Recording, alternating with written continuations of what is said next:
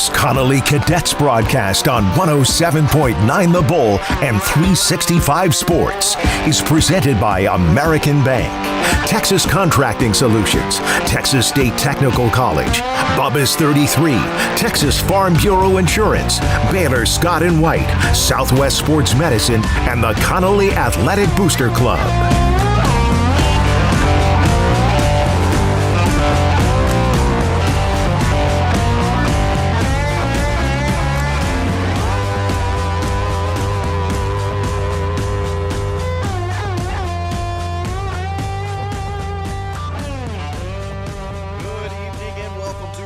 Cadet football on Rogue Sports, Sikkim 365, 107.9 The Bull, and we are at Bruce Field in Athens, Texas, home of Athens High School, as the Hornets will come in and host the Connally Cadets. Hornets coming in with a 3-1 record. Cadets coming off back-to-back losses, trying to get back into the winner's circle for the final non-district game of the season. 2-2 on the regular season, and coming off of a bad loss, 70-21 against Alvarado a week ago at home.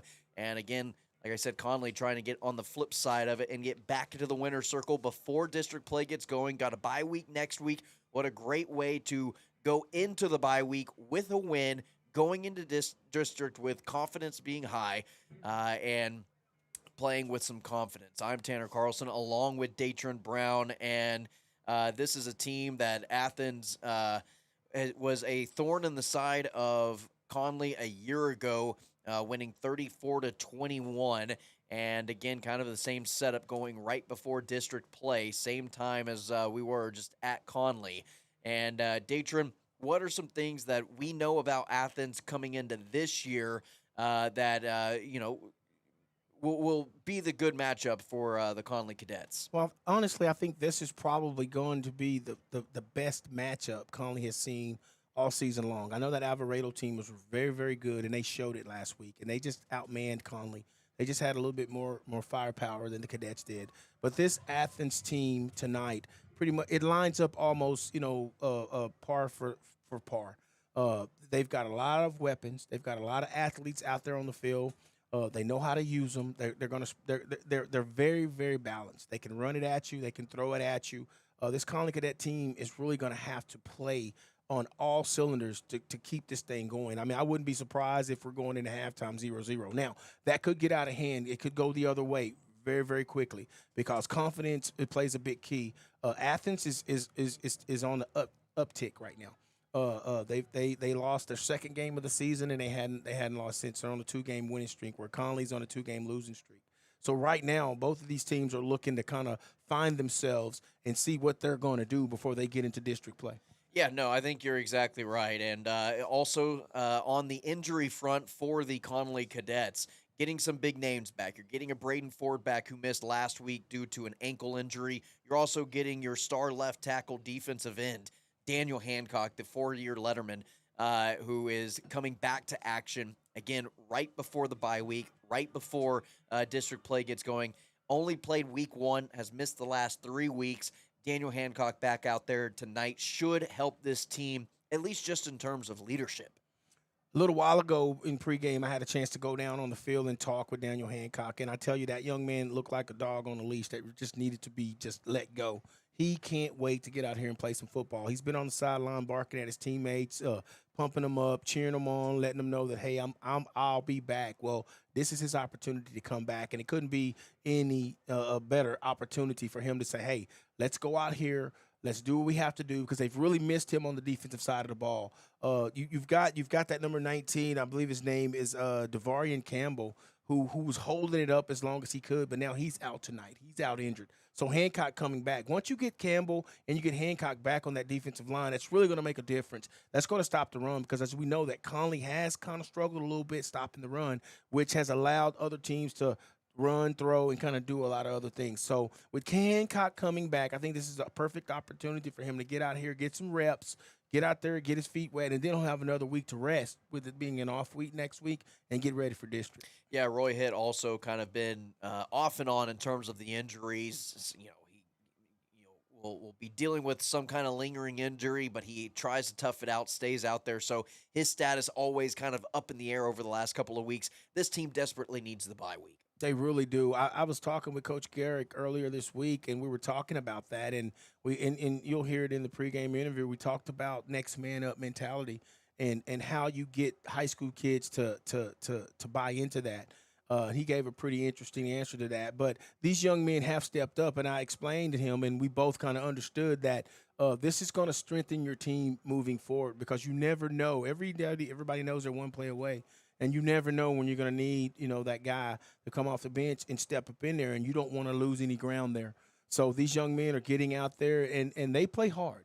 You got to give them credit for that. I haven't seen Connally just lay their heads down and just give up yet, but they're really going to have to learn to play with those injuries and realize that next man up mentality is a real thing, and they got to live through that. They absolutely do. All right, we are live at Bruce Field, home of the Hornets. So let's go ahead and take our first break. When we come back, we'll give a quick preview of District 12 4A and some teams that's going on around the area here this evening. We'll be right back.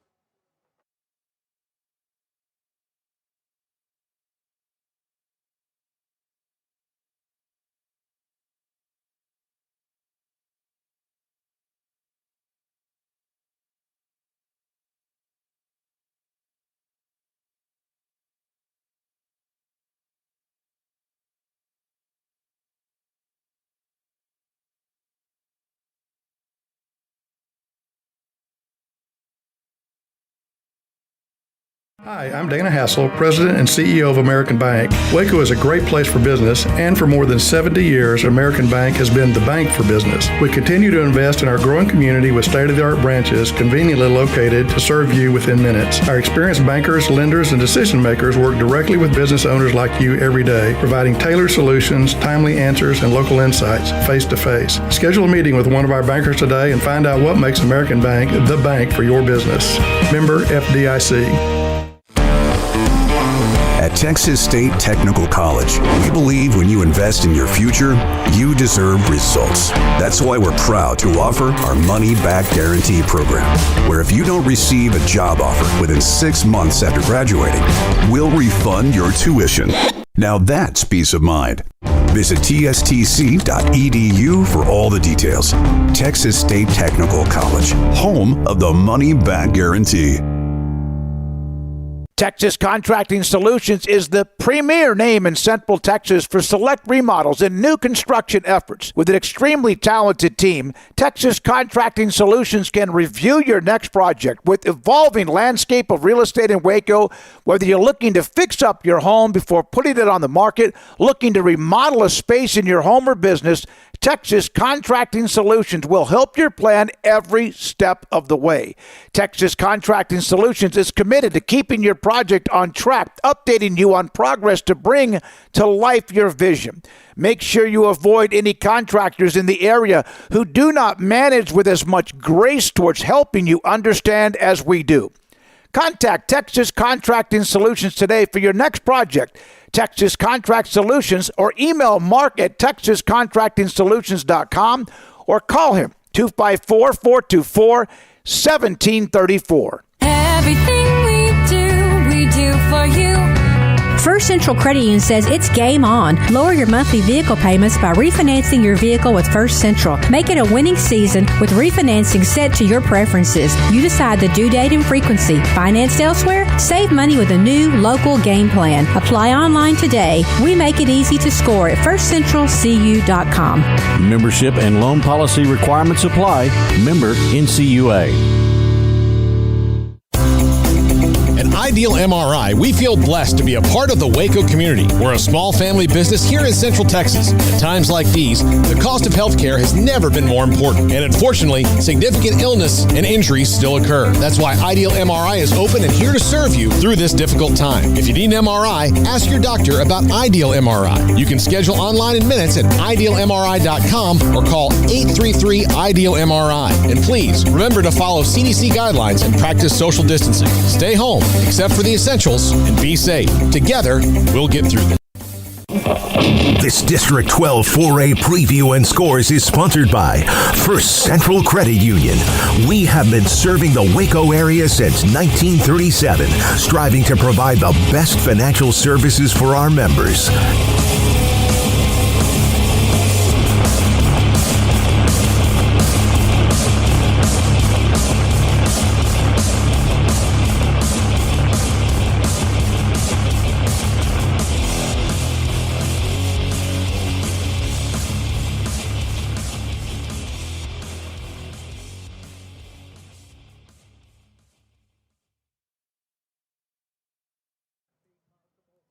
This District 12 4A preview and scores is sponsored by First Central Credit Union. We have been serving the Waco area since 1937, striving to provide the best financial services for our members. In District 12, Class 4A, Gatesville remaining undefeated and in first place. Gatesville Hornets looking like a team that is on a mission this year. They seem like they've been building and building, and maybe they've been building for a season like this over the last couple of years. With a win over McGregor, they host Burnett tonight. La Vega also on the up and coming. They've been playing well over the last couple of weeks after suffering an early season loss. They sit at number 2 in the district seedings with a win over Brownwood a week ago. They are traveling to Stephenville this evening. The Robinson Rockets starting their season off hot, 3-1 with a win over Glen Rose. They play at Hillsboro. Lorena sitting in that 4th spot. Remember, the first 4 teams, the top 4 teams, advanced to the playoffs. Currently, Lorena sitting in that spot. They have a bye week this week, but they come off of a win against Cameron. Is sitting at 2-2 on the overall season standings. Number 5 in the standings are our Connally Cadets, 2-2. Suffering the loss to Alvarado last week. They will be at Athens tonight. And then China Spring wrapping up last place in the district at 1-3. Took the loss to Springtown a week ago and will be traveling to Brownwood here tonight. So that's kind of where the standings are tonight. Of course, we will be giving you scoring updates as these games begin to kick off here from the last 30 minutes on through the rest of the evening. Go ahead, take our next break, and then we will be back with some keys to victory for the Connally Cadets before we go into the Coach Garrick pregame interview coming right up.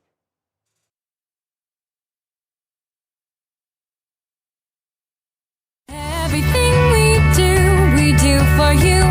Score a touchdown with your next vehicle at First Central Credit Union. Auto financing is a game-winning play. With fast approvals, complete coverage, and competitive rates, we're your MVP for financing. Our flexible terms are the playbook full of winning strategies. You're set for success with our quick online application at firstcentralcu.com. Easily drive away with the funds you need. Everything we do for you. Membership and loan policy requirements apply. Member NCUA.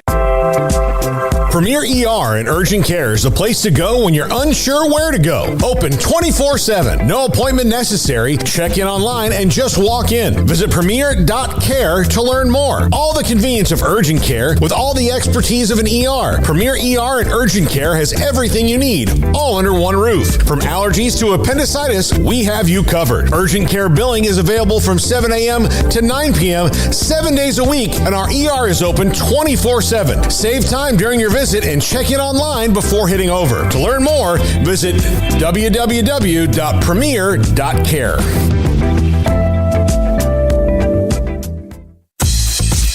Baylor Scott and White, Southwest Sports Medicine and Orthopedics, the team physicians for Baylor Athletics, specializing in diagnosing and treatment of any and all sport-related injuries. Celebrating over 2 decades of service to Central Texas, they tackle all surgical and non-surgical problems that arise from an active lifestyle. Trust the doctors that Baylor trusts. And when injuries sideline you, don't wait for Monday. Join us at 8:30 on Saturday morning for a post-game injury evaluation clinic. Baylor Scott and White, Southwest Sports Medicine and Orthopedics. We get you back in the game.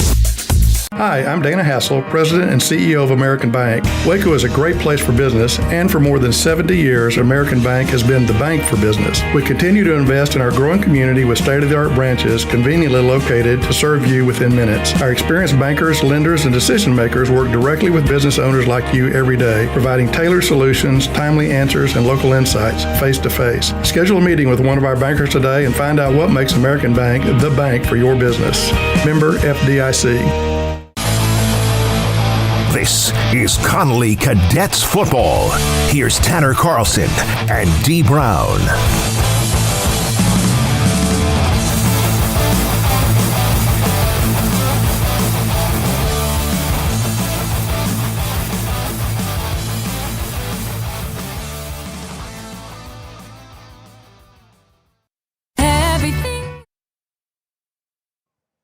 Welcome back to the pregame show as the Connally Cadets are prepared to take on the Athens Hornets here tonight on the road.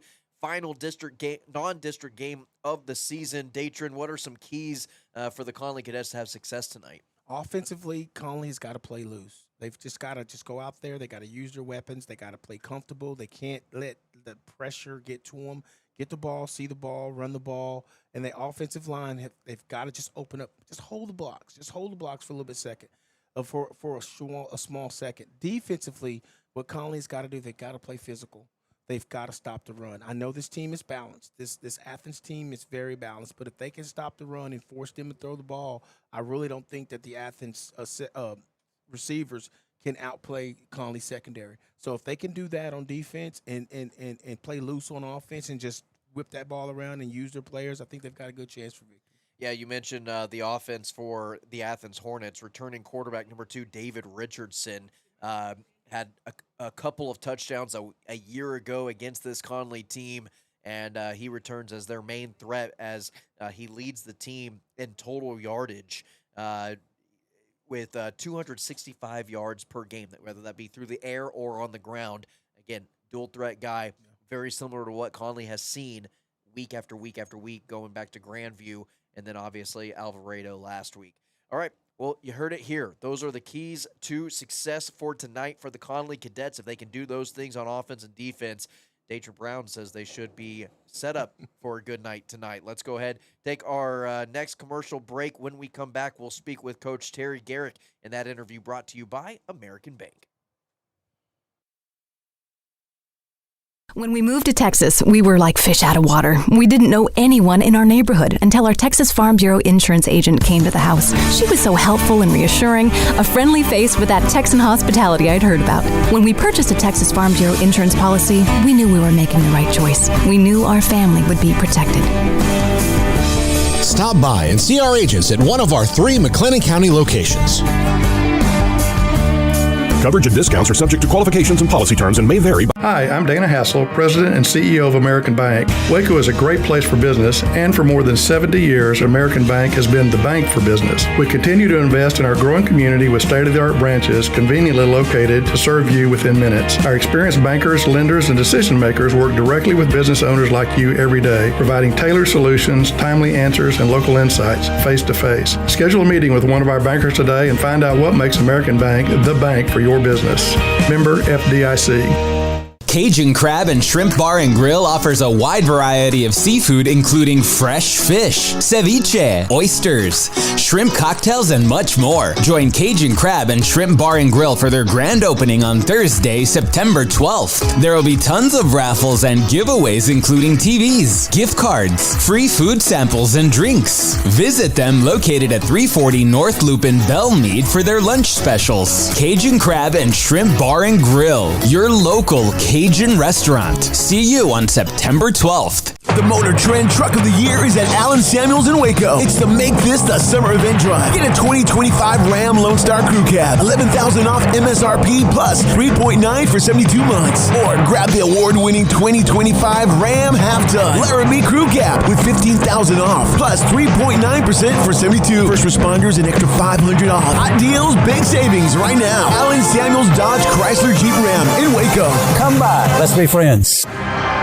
This pregame interview with head coach Terry Garrick is presented by American Bank.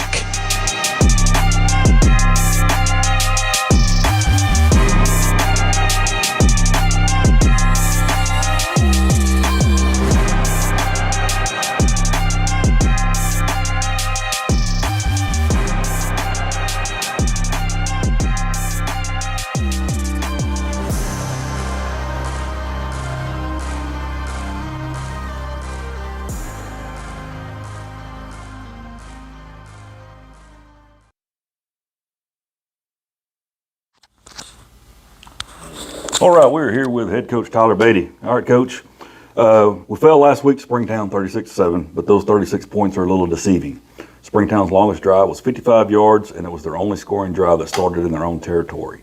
What positives do you take away from that defensive effort last week? 100%. I mean, the effort was tremendous. The ability to play as many snaps as they did obviously puts them in a bind, and that's typically what you see when the more opportunities teams get to score, you're going to kind of see an influx of points. And, going down 9-0 at half, felt like we were in a really good spot, knew we had some adjustments we needed to make offensively, and then it was a quick 14 right out of the third. And, right. Giving them a short field is really difficult to work with. But super proud of the way the kids played. They executed the game plan as well as they could. The only thing that they didn't do that was on top of it was to score every point we needed. Right. So as far as how they played, I was very, very thrilled. Yeah, it looked good, especially up there as well. It was, you saw that urgency. You saw Cash Flores step up. You saw a lot of good things defensively.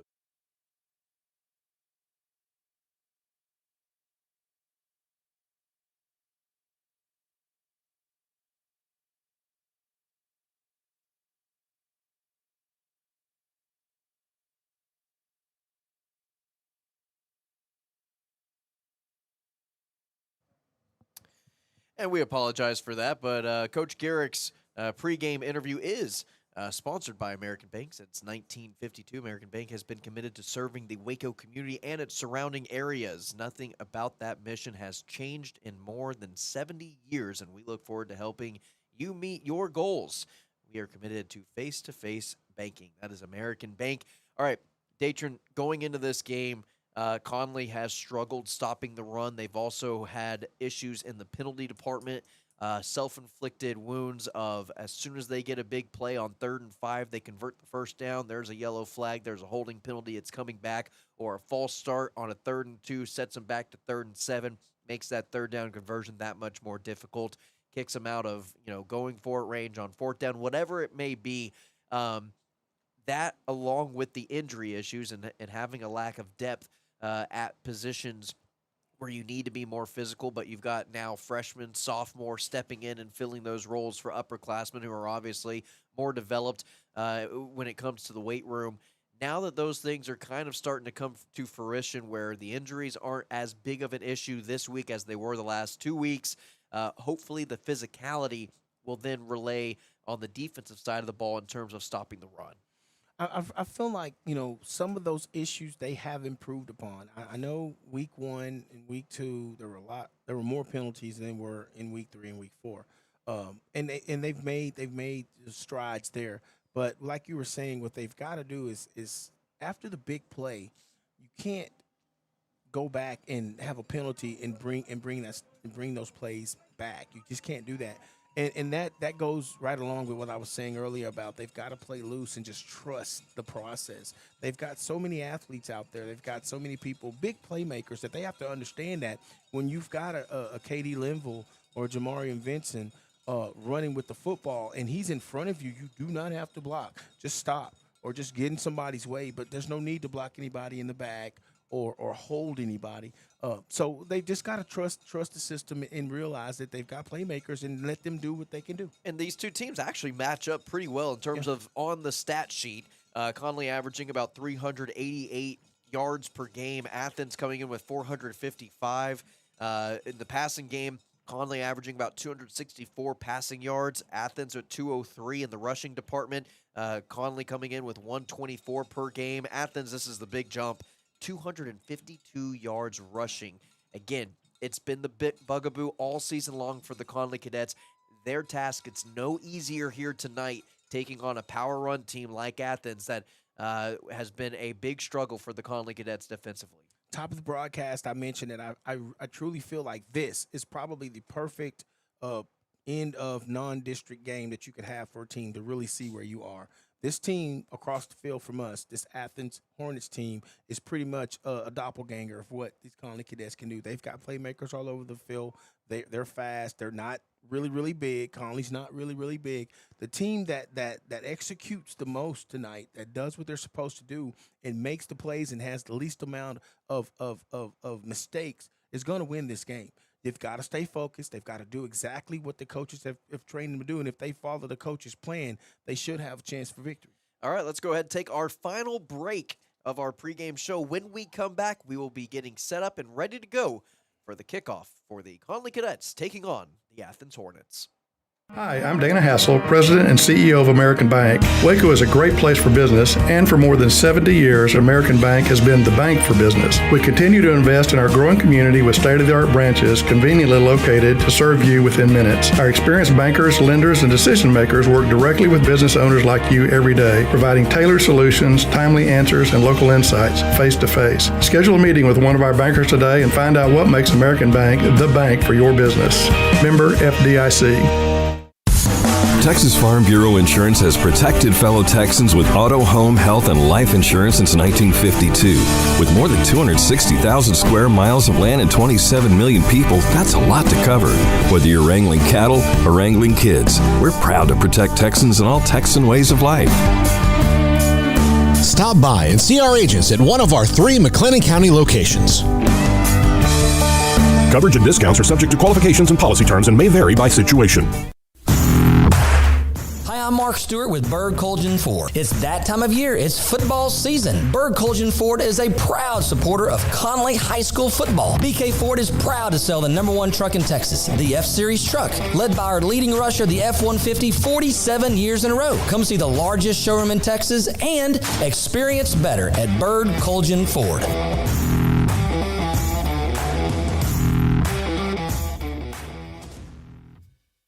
Texas Contracting Solutions is the premier name in Central Texas for select remodels and new construction efforts. With an extremely talented team, Texas Contracting Solutions can review your next project. With evolving landscape of real estate in Waco, whether you're looking to fix up your home before putting it on the market, looking to remodel a space in your home or business, Texas Contracting Solutions will help your plan every step of the way. Texas Contracting Solutions is committed to keeping your project on track, updating you on progress to bring to life your vision. Make sure you avoid any contractors in the area who do not manage with as much grace towards helping you understand as we do. Contact Texas Contracting Solutions today for your next project. Texas Contract Solutions, or email Mark at texascontractingsolutions.com or call him 254-424-1734. Remember when you had a guy, someone who could fix anything? They're still out there at Batteries Plus. With their quick solutions and expert advice on batteries, key fobs, and phone repair, Batteries Plus will have you in and out and on your way in no time. Batteries Plus, the experts in charge.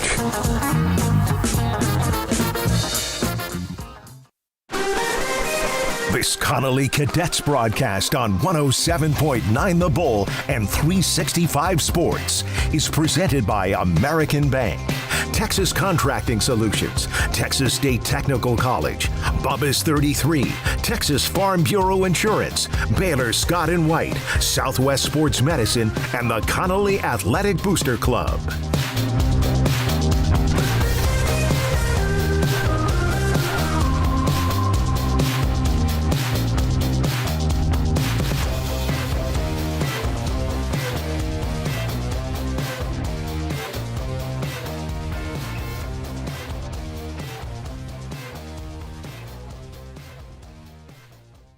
Hi, I'm Dana Hassel, President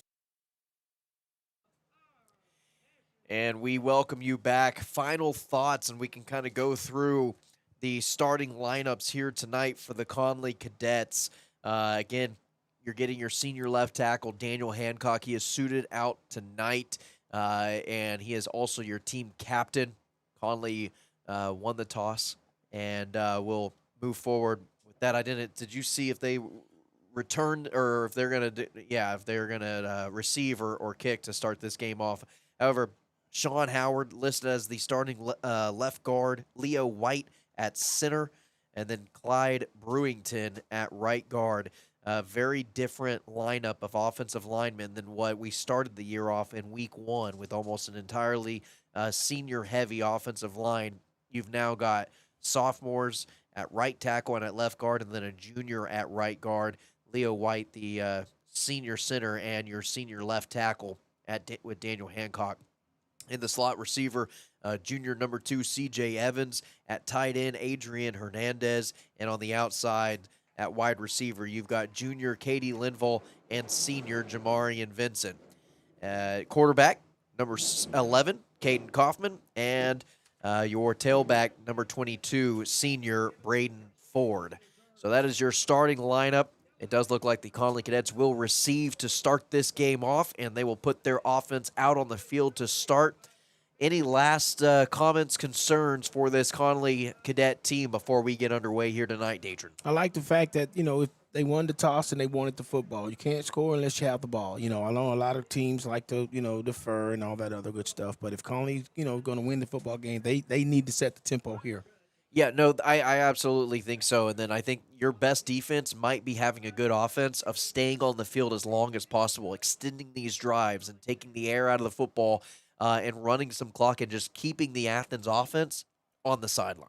I agree with that because they've got a lot of playmakers. I mean, it's not like they can key on one or even two players over there. That Athens offense is full of players. You got the quarterback, David Richardson. You got the wide receiver, Julius Brewer. You've got Jabari Taylor. And you've got this sophomore in Charlie Kaiser, the running back, who's really setting things on fire over there. So they've got to tackle and they've got to make plays on that defensive side. And Athens is going to want to establish the running game. And I think if Connally can spread the ball out and wear them out defensively, and again, extend these drives, get long drives that take time and keep your defense fresh on the field, off the field, you can have a little bit more success that way by just keeping Athens' offense on the sideline. Opening kickoff is muffed, and it is now picked up around the 21-yard line, and down goes the return man. That was Braden Ford on the return, who dropped the opening kickoff, but gets it down to about the 31-yard line where Connally will start its opening possession. That's where that senior mentality comes in. He dropped the ball, but he didn't panic. He just kind of picked it up and got what he could get. I mean, he could have easily kicked that ball out of bounds or fumbled it right there, but he was able to pick up at least 6 or 7 yards there. Ball at the 30-yard line, 1st and 10. And this makeshift offensive line still not 100% healthy, trying to do their best and fill in spots where they can. Starts off with a screen pass to C.J. Evans on the outside, and he's got room to run, and now he's at the 50. Big play to open things off at the 30, out of bounds. They're going to mark him down and out of bounds around the 35-yard line. That's exactly what the Cadets have to do all night long. Spread the field, distribute the football to your playmakers. C.J. Evans has been quiet earlier in the season, but right now they need him. They need Linville. They need Jam Vincent. They need all their big playmakers to come open, wake up tonight. And what a block down the field by Jam Vincent to free up C.J. Evans on that opening screen pass. Now, you've got Jam Vincent in motion in the backfield, and now he's going to throw it. He's got a wide open K.D. Linville, and he drops it. Unreal. You don't see a player the caliber of Katie Linval dropping wide open touchdowns. We've seen him go up between 2 defenders and bring things down. An unfortunate circumstance there that set up a beautiful touchdown. Jam Vincent delivered an absolute dime from the wide receiver spot. Katie Linval, unfortunately, unable to bring that one in. Tanner, I'm speechless. He was wide open. I think that may have been the problem. He was so wide open that he blinked. I don't know what happened, but that was the perfect play call for that position, that time on the field right there. Starting off with the trying to get big plays, Braden Ford a swing pass out of the backfield. He gets it for maybe a yard on the play, and that'll set up 3rd and 9. So goes from what should be a walk-in touchdown to a 3rd and 9 here for the Connally Cadet offense. Braden Ford, I think his carries are probably going to be limited tonight, but I don't think the Swarm knows that, this Hornets team. But I'd like to see Braden Ford get a little bit more carries if you can early on in the game. 3 wide receivers set. You've got Jam Vincent and Katie Linval on the outside. You got Braden Ford in the backfield with Kaufman. And Hernandez at tight end. Kaufman throws it out to Katie Linval. He brings it down close to the first down, right at the sticks. And they are going to give him the first down. And that's a good start to the redemption for that drop pass, getting that 3rd down conversion to Katie Linval. And I like the coaching staff targeting him on that big play. Yeah, I like the way Kaufman went right back to him. I mean, you know that's one of your playmakers. You know he's got good hands. You know he will go up and fight for the football. I talked about it last week. He's probably one of the best receivers catching the ball in traffic. So go back to him and get his confidence back up. Braden Ford with a handoff right behind that left tackle, Daniel Hancock. And he gets maybe 2 on the carry, and that'll set up second down. Braden Ford, you know, he was out, I think, last week with an ankle injury. He's you can tell he's a little bit tender there, but I do believe that the coaches are you know, they're gonna, got him on a pitch count, so to speak. So, you know, but I like the way they're using him early. 2 wide receivers, top of your screen. And it'll be a handoff again to that left side to Braden Ford. And it looks like a fumble and a return. Whistles blow. They blow the play dead. Turn won't count. We'll see if he's down by contact. It looks like it'll maintain possession for the Connally Cadets. I like what Connolly's doing right now. You've got this Athens team. They're basically in their base 4-3 defense, and Connally is doing exactly what you want to do to a 4-3 defense. You're hitting them on the outsides, inner edges. They hadn't broken anything to the outside yet because the linebackers are playing wide.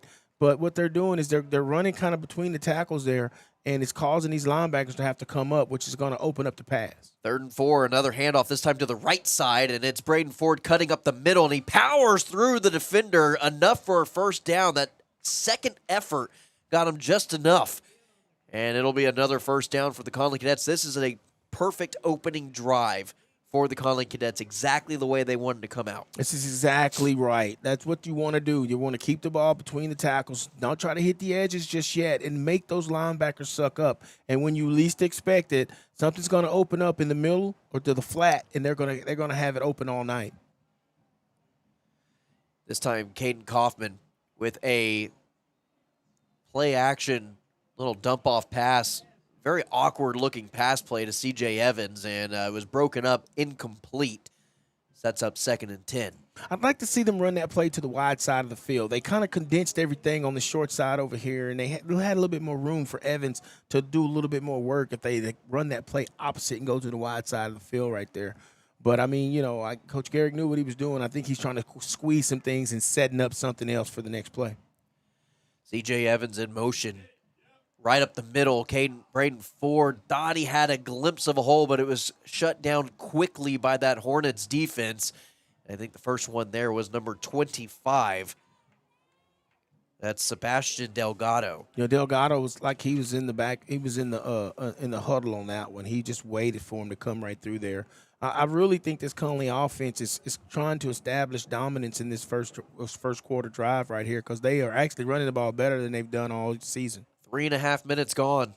And back to pass on a screen pass, and it's picked off. It's intercepted, and this could be a touchdown. Only one man to beat, and it's Hernandez. Hernandez is not going to get him. That's a touchdown. Eli Carnes, the linebacker for the Athens Hornets. Unbelievable turn of events. That's what you call a drive killer right there. I'm not sure what Kaufman saw right there. It looked like it was a screen play because the lineman just kind of came through right there. The middle of the field was not there. In a situation like that, if you don't see your receiver that you're supposed to go to on that screen play, you just throw the ball out the back of the end zone and you just get rid of it, but you just don't dump it off right there in the middle of the field. It's been self-inflicted wounds all season long, and that turnover no different. This time it cost the Connally Cadets 6 points. Extra point by Juan Robels.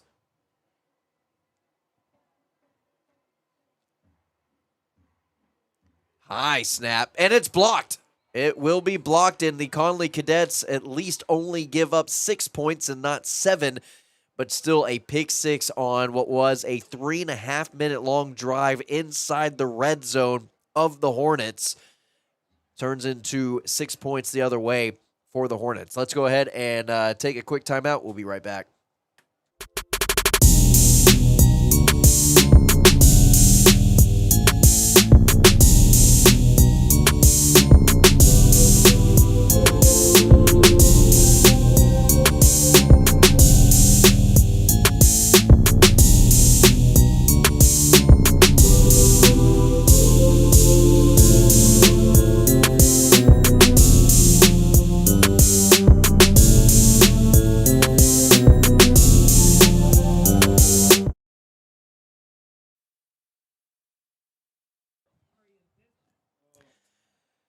Well, following that screen pass, obviously the defense read the screen to Adrian Hernandez well. As a quarterback, a senior quarterback, although first year starting at varsity, Caden Coffin, what does he need to do there? Right there, you've got to throw that ball out the back of the end zone. You're in the pocket, so you can't just, toss it to anybody. You find a receiver, you throw it at his feet, or you just throw it just throw it high out the back of the end zone. At that point, nobody catches it, and you get another play. Little pooch kick. This time it goes out of bounds. The Connally Cadets will take over and good field position around the 35-yard line. But, no, I completely agree with you. In that situation, I think it was just a matter of the quarterback inexperienced in that exact situation to not know how to respond to a screenplay being blown up, tries to force the issue. Linebacker reads it well, and obviously it goes the other way for 6. Yeah.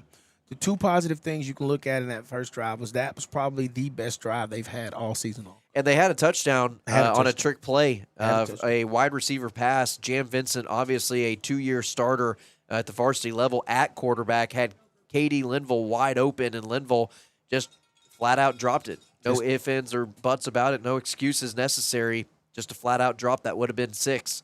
Instead, it turns into an interception the other way that ends in the end zone for the Athens Hornets. First drive of the second possession of this game is Braden Ford, good for about 3 yards on the carry. I think Ford realized that he needed to bring his lunch kit tonight because they're going to run him, and they have to do that. They have to establish the run to keep this Athens Hornets team, on its heels. If you just come out slinging the ball right to left, that's not going to help you. Kaufman back to pass and just finds C.J. Evans over the middle of the field, right over the top of a linebacker, but C.J. Evans unable to bring it in. That's 2 drops. So not only does your quarterback have an issue where he throws the interception where he probably just made a poor decision, the good decisions and the good throws that he's making, your wide receivers aren't helping you out. They're dropping the ball. C.J. Evans normally catches that ball, and he's probably still running right now. I mean, all he had to do was catch that. One guy to beat, and he's going in for 6. Kaufman now back to pass, and it's another interception, and it's the same guy. Eli Carnes goes down the field, and Eli Carnes is out of bounds at the 20-yard line. Kaufman looking like he forced the issue there. I'm not sure why Kaufman wants to force the ball in that middle of the field. You just don't do that. If you don't see the slant, if you don't read the slant quickly enough, then you get off of that and you go to the sideline, but you don't force the ball in the middle of the field. Eli Carnes, 2 defensive possessions, 2 interceptions, 1 touchdown, and that is their senior middle linebacker for the Athens Hornets. Now the first time seeing this Athens offense out on the field with 7.5 minutes remaining in the first quarter of play. It's David Richardson. I think you're about to see a big dose of Charlie Kaiser right here. Richardson keeps it himself, and Richardson gets drugged down, out of bounds, pushed out. Physical play there by Idris Lee. And Lee is a nickel defensive back that we've actually been impressed with over the last couple of weeks. He may not be the biggest guy out there, but he does play good football, and he is sideline to sideline speed, can get there quickly. He's probably one of the more sure tacklers on this Connally Cadet defense. I mean, when he gets his hands on you, more than likely you're going to the ground, or he's going to hold you up till his teammates get there. So a dose of the heavy run game for the Hornets here tonight.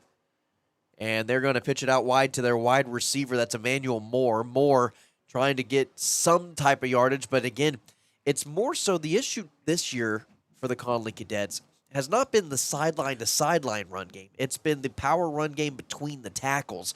And Athens looks like right now they're trying to attack the sideline. Well, Connally has the speed to compete with that. You just took that thought directly out of my cranium. I was just thinking that. I don't know if they don't have film or what, but Connally has usually given up most of their yardage between the tackles, and these guys are trying to run around the edges, and you're just not going to do that against this Connally speed. Now, granted, you might be able to spread them out a little bit, draw them out wide, and then run it up the middle, but here's a pass from Richardson that's completed to the outside, and that looked like it was in the vicinity of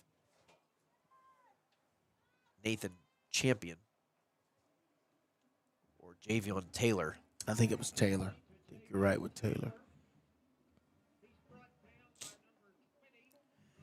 Now, again, this is a balanced offensive attack. and they will pass the ball. They will run the ball. They'll use their quarterback. They'll use their wide receivers to establish the run. They also have threats on the outside at wide receiver in the passing game as well. And like you said, they've got them everywhere. It's just you've got to play good, sound defense. Richardson this time hands it off, and back there met in the backfield. What a play made by Edris Lee. If Athens continues to run the plays the way they're running the plays, this Connally Cadet defense is gonna stop them. You can't get to the edges really like that. You've got to establish the run, and I think the Connally defensive coordinators are like, okay, keep doing what you're doing because we can stop that. Definitely starting off solid in the run defense category to at least start this opening possession for the Connally defense. Man in motion. That's Julius Brewer, and now a throw on the run to Brewer gets pushed out of bounds. And again, this Athens offense hasn't just driven the ball down the field. They started this possession at their own at the Connally 20-yard line following an interception from Caden Kaufman. And Connally has done a really good job of keeping them, holding them up and keeping them out of the end zone. I mean, right now it's 3rd and 3, I believe, 3rd and 4. And this Connally Cadets, I mean, they've got an opportunity here to maybe keep this thing to 3 points. 3rd down. Time ticking off the clock. Gets Connally to jump, and a free play to the end zone, and it is caught in the end zone. We'll see if his feet was down, but I don't know if they're going to give it a call. They might have blown the whistle dead before the play was actually completed. Yeah, because there's no call on the play. It seemed like the play should have continued. It definitely should have been a continued play, without a doubt. Yeah. But if it was not, and it was just a 5-yard neutral zone infraction from the Connally defense, Connally defense actually may have gotten away with one there because that should have been a free play. It should have, but it will be first and goal to go. Or no, it will still be it'll be 3rd down. So 3rd down, goal to go. And they've marked it at about the 3-yard line.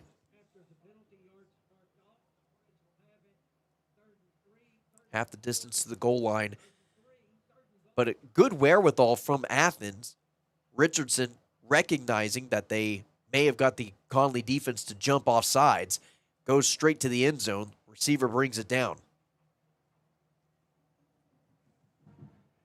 And here is a quarterback keeper for Richardson. Richardson brought down at the line of scrimmage. And guess who? Daniel Hancock with the tackle, making his presence felt here big time on the goal line. That sets up 4th and goal to go. Ball at the 1-yard line. Welcome back, young man. It's good to see Daniel Hancock get out there and pop his pads and get somebody on the ground. I know he's been waiting on that for about 3 weeks. And Connally here has an opportunity to make a defensive stand while the Athens Hornets started this possession inside the red zone on an interception thrown. And now it will be the running back up the middle, and that is Jabari Taylor, good for the touchdown. And on 4th and goal to go from the 1-yard line, Taylor gets it in for the Hornets. Touchdown, Athens. Taylor did exactly what we were talking about earlier in the game. I mean, he just went right where Connally is. I'd have to say is their weakest point. And he just ran right towards between the tackles, right up the middle, and it's hard for them to get physical in there. Now I do realize that this Athens team isn't as really that much bigger than Connally, but sometimes physical just is not Connally's forte. The kick from Robles this time is good. It was a low kick.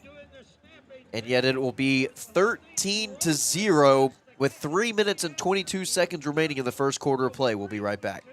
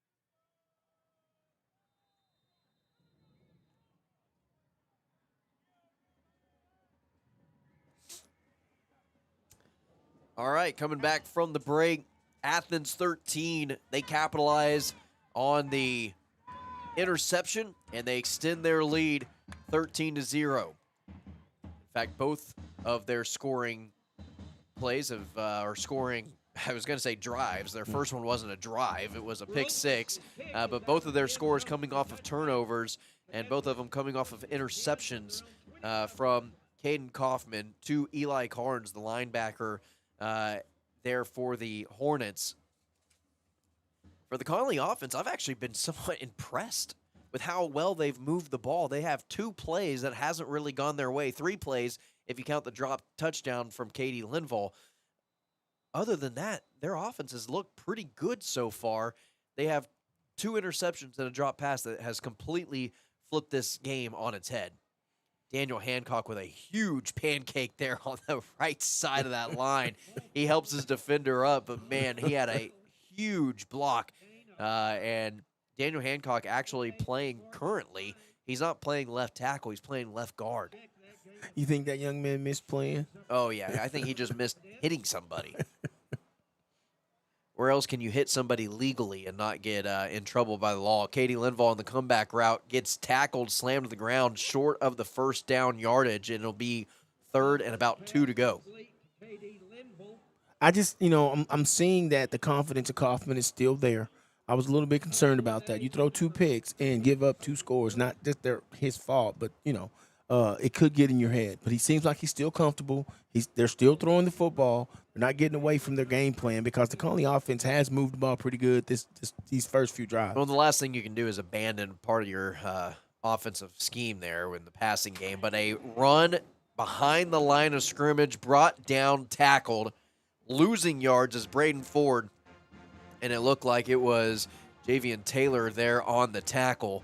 And now the punt team for the Connally Cadets will come out. And the last thing the Connally offense needed was a 3-and-out. Very last thing they needed. I mean, that was probably the worst drive so far, the first half.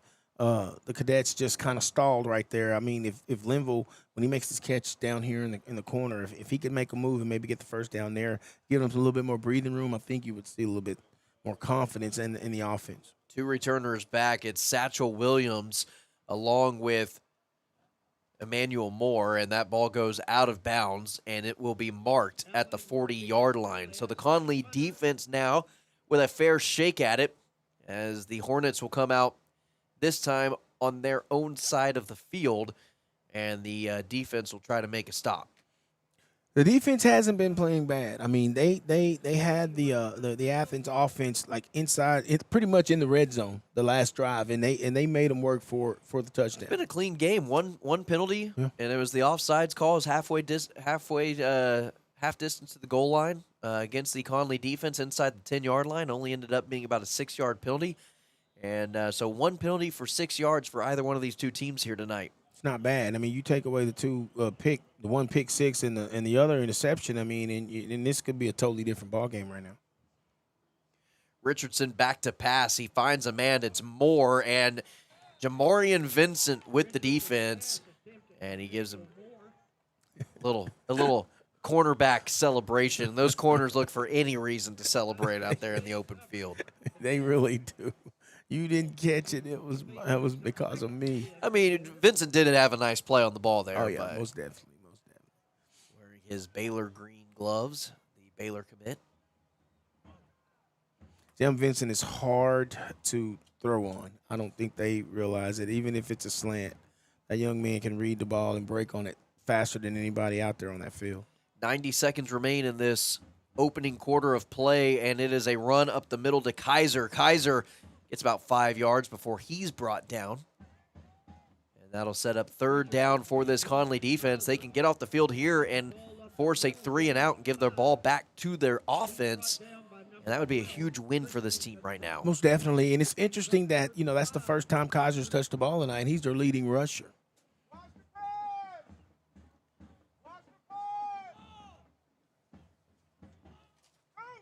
Third down, need a stop. Man in motion, and they hand it up the middle, and that is Julius Brewer. Brewer to the outside, and I think he has just enough for a first down. He does. That will move the chains, and that'll be a first down for Athens. I mean, he just barely got that first down. I mean, the Connally Cadet defense was swarming, and they just ran just a little bit of an off tackle right there, and just kind of what you do is you spread the field. A little misdirection is what that was, and he just came back around the other side, and there was nobody over here, and all he needed was about 4 or 5 yards, and he got him. And like you mentioned, Charlie Kaiser, the leading rusher, has one in his first touch on that play right there. Play action pass to Kaiser, pass to Moore. It falls incomplete. Jam Vincent on coverage again, and Jam Vincent is playing really good defense right now on the outside. I have to admit, Moore had possession, and Moore is a good receiver. He's one of their top guys, and he had a better position. Jam Vincent just made a better play, coming somehow from behind him to knock that ball out. I don't think Jam Vincent's towel in the back of his shorts are long enough there. I mean, the towel goes past his pants. Well, I mean, it. What is that? Is that a tail? Is that a banner? I'm not quite sure. That doesn't even look like a towel. He's called Cat Daddy in the streets, see, and that's his tail. I got you. Got it.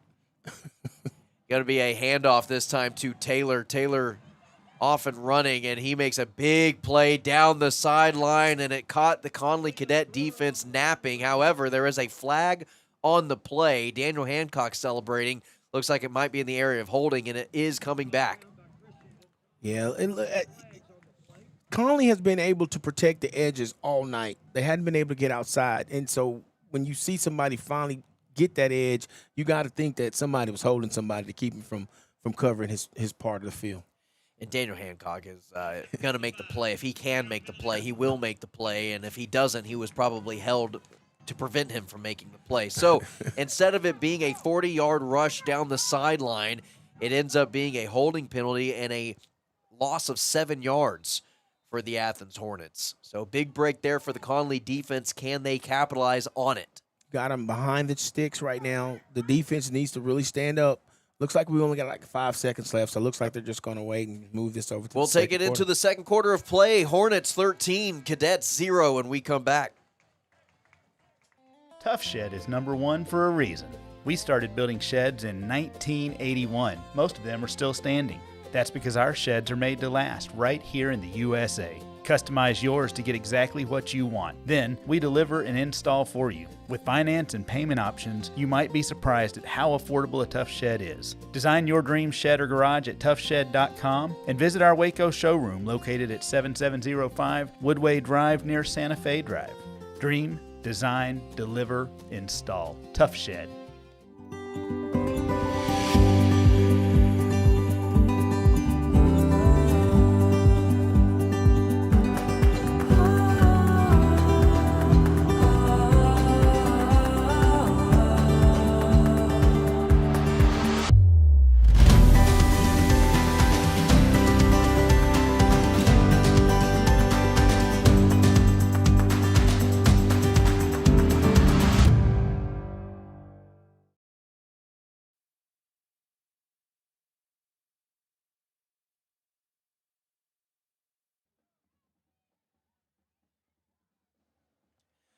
Start of the second quarter, Athens back out there.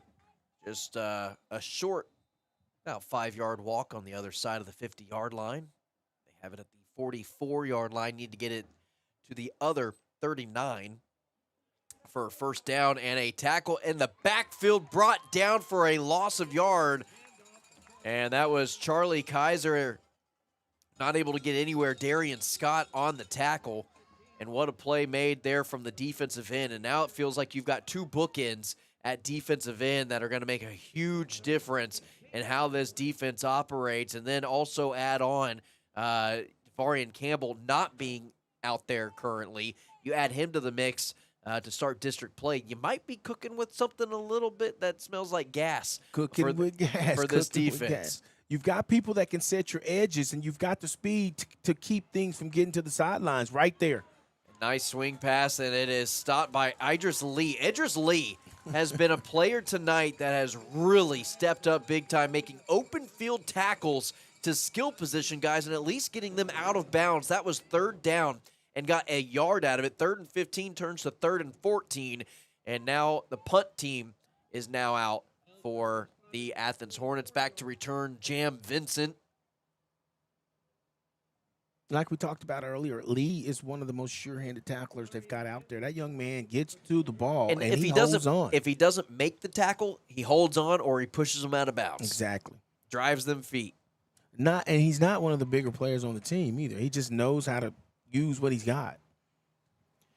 High snap again, rugby-style punt, nearly blocked, but Robles gets it off, takes a bounce in favor of the Hornets inside the 10-yard line. It continues to roll. It bounces and is down at about the 5-yard line. So what a punt by Robles to get it into the 5-yard line of the Connally Cadets. They go 95 yards if they want a touchdown. That's textbook, man. That's the way you want that rugby-style punt to work. It was not returnable. The Athens team was able to get down there and surround that ball, and it got an extra 15 or 20 yards roll to put them inside the 10-yard line.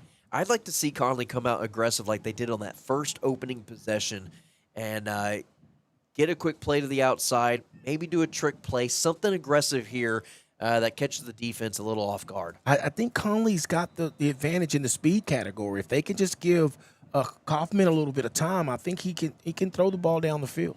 Braden Ford with a handoff up to the right side of that offensive line, and he tumbles forward for maybe gain of about 4 or 5 on the play, and that gives the Connally Cadets a little bit more breathing room.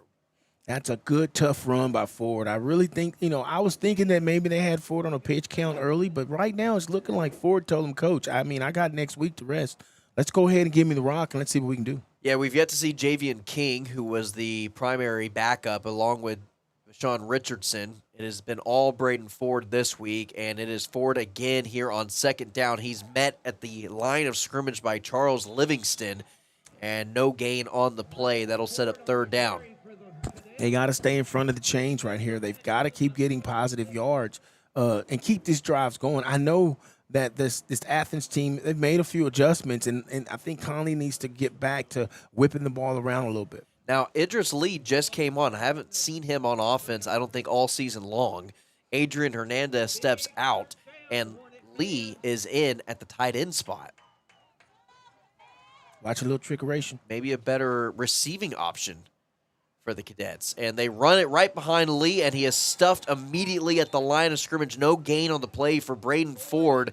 And now fourth down at about 5 after a 5-yard gain on first down, and then back-to-back plays with no yards gained by Braden Ford in the run game, and it brings out the punt team for the Cadets. I would have liked to have seen a little bit more flash there. I just wanted to be a little bit more aggressive. I know you're backed up in the back of the end zone. I know your quarterback has 2 interceptions, but he's actually not throwing the ball poorly. It was just the decision making of those last 2 throws that ended in interceptions. It's not like they were bad throws. They were just bad decisions. And drops. And nearly blocked on the punt. But this is going to be returned by Satchel Williams. And Williams is going to get brought down around the 35-yard line. Coach is asking for a block in the back, but not going to happen. It'll be Hornets taking over inside Connally territory for their 4th possession of this game. And they've had really good field position really all game long. They really have. And for the score to be 13-0, and you know that 6 of those were given up on a pick 6, this Connally defense has actually played pretty good. I mean, if you look at that, it's 7-0. It should be 7-7 with the drop touchdown. So, I mean, this Connally Cadet defense hasn't played bad, but they've been playing on their end of the field all night. 8 minutes, 11 seconds remaining. These quarters flying by, as 4 minutes has already ticked off the second quarter. Man in motion, that is Cody Carter. A little bit of a false start, not called.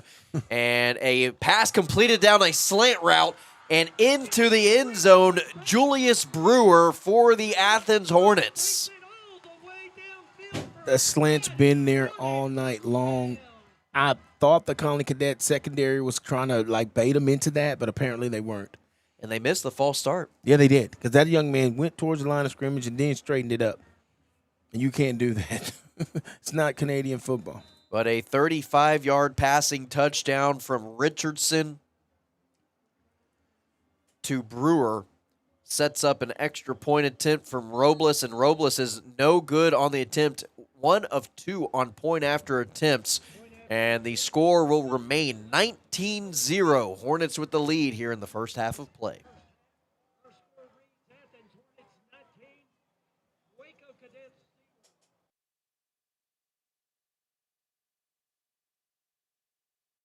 Tough Shed is number one for a reason. We started building sheds in 1981. Most of them are still standing.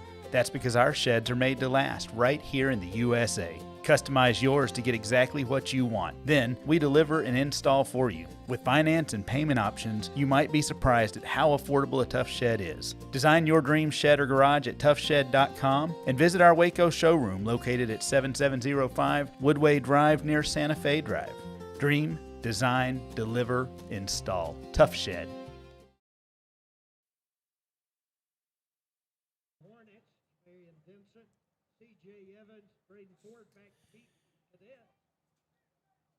It was a one-play touchdown scoring drive, one play 35 yards on a quick slant to Julius Brewer for the touchdown from David Richardson. And it gives the Hornets a 3-possession lead, 19-0, and C.J. Evans drops it on the kick return, and he tries to burrow his head down forward and gets maybe to the 15-yard line. Special teams has been an issue for the Connally Cadets here early tonight. You know, I don't know if it's just special teams or what, but the Cadets have dropped way too many balls tonight. Whether it be receiver, well, C.J. Evans, he dropped one at wide receiver, and then this return, Braden Ford dropped the opening kickoff, and it sets him back. It just throws the timing and the rhythm, and it throws off the way the play is supposed to be ran on special teams, especially in a return game. And this all kind of goes into play, but what I was saying, they seem to be playing tight. They need to just play loose and go out there and just let it be. Maybe pressing and forcing the issue a little bit. Kaufman brought down for a sack on 1st and 10, and that was Danny Kelly on the sack. Kaufman had Jam Vincent down the sideline. He looked at him. If he lets that ball go, I think Vincent's going to outrun number 24, and he's going to run right under that thing and probably be sitting in the end zone. And now you've got a quarterback who's maybe a little bit more conservative under pressure and not wanting to force another turnover after already throwing 2 in the first quarter of play on the opening 2 possessions. Kaufman back to pass, has Jam Vincent. Vincent comes back to it, receives it, and will go out of bounds for a gain of about 10 on the play. But it'll still be short of the first down marker following the sack on the play before. It'll be 3rd down and about 4 to go for the Connally Cadets. Need this 3rd down conversion. They need a drive offensively to give their defense a little bit more rest. False start. And that comes from number 58. That is Sean Howard, the sophomore left tackle. He just raised his hand up off the ground. I don't know if he just didn't know snap count or thought he heard it. And Coach Garrick's going to take a timeout and probably needs one to talk things over with his team. He seems frustrated. The players seem frustrated. I think cooler heads just need to prevail. He's got everyone taking a knee right now on the sideline. Let's go ahead and take a quick timeout. We'll be right back.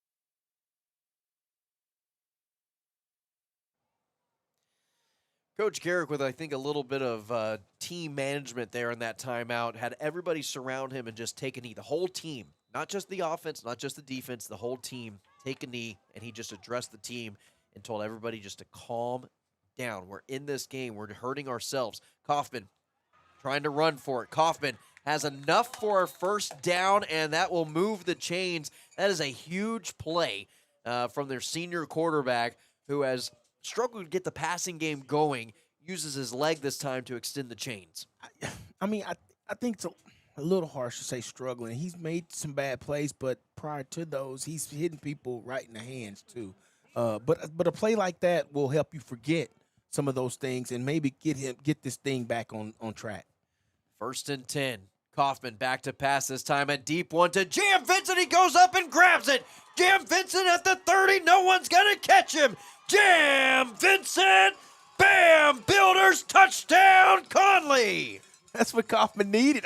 He had that earlier in this drive, but he didn't trust himself. He had Jam Vincent on the sideline. They can do that all night long. And once they start pulling that safety back and running the cover 2 with that safety high, then you've got Katie Linville on the other side, and you got C.J. Evans. Connally Cadets can figure out a way to make this defense roll towards one or the other. They've got players all over the field that can do that all night.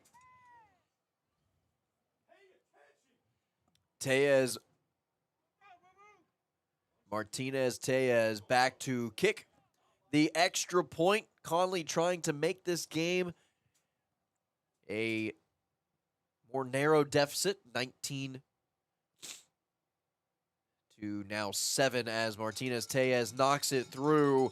And the Connally Cadets on the board for the first time in this one. 6 minutes, 44 seconds remaining until halftime. Defense needs to stop.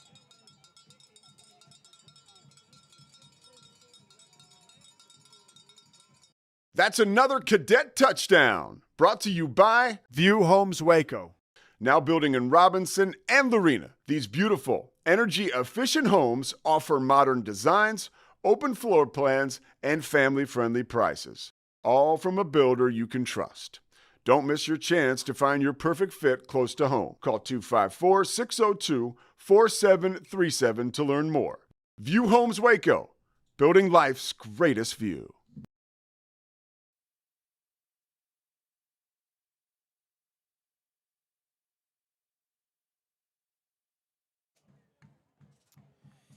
A 4-play drive that ends in a 70-yard touchdown pass to Jam Vincent from Caden Kaufman. And it was a one-on-one 50-50 ball, jump ball around the 45-yard line. Jam comes down with it. He goes the rest of the way for the score and gets the Connally Cadets on the board for the first time here this evening. And now, an extremely important task for this Connally Cadet defense is to come up with a stop and get the ball back to their offense. They've definitely got to do that. Momentum has swung a little bit, and the defense has played pretty good. Other than that last the offensive stanza that the Athens Hornets had, the defense has played pretty good. Ball bobbled, goes off the hands of the return man, and only gets it to about the 15-yard line. So now the Connally Cadet defense has something to work with here.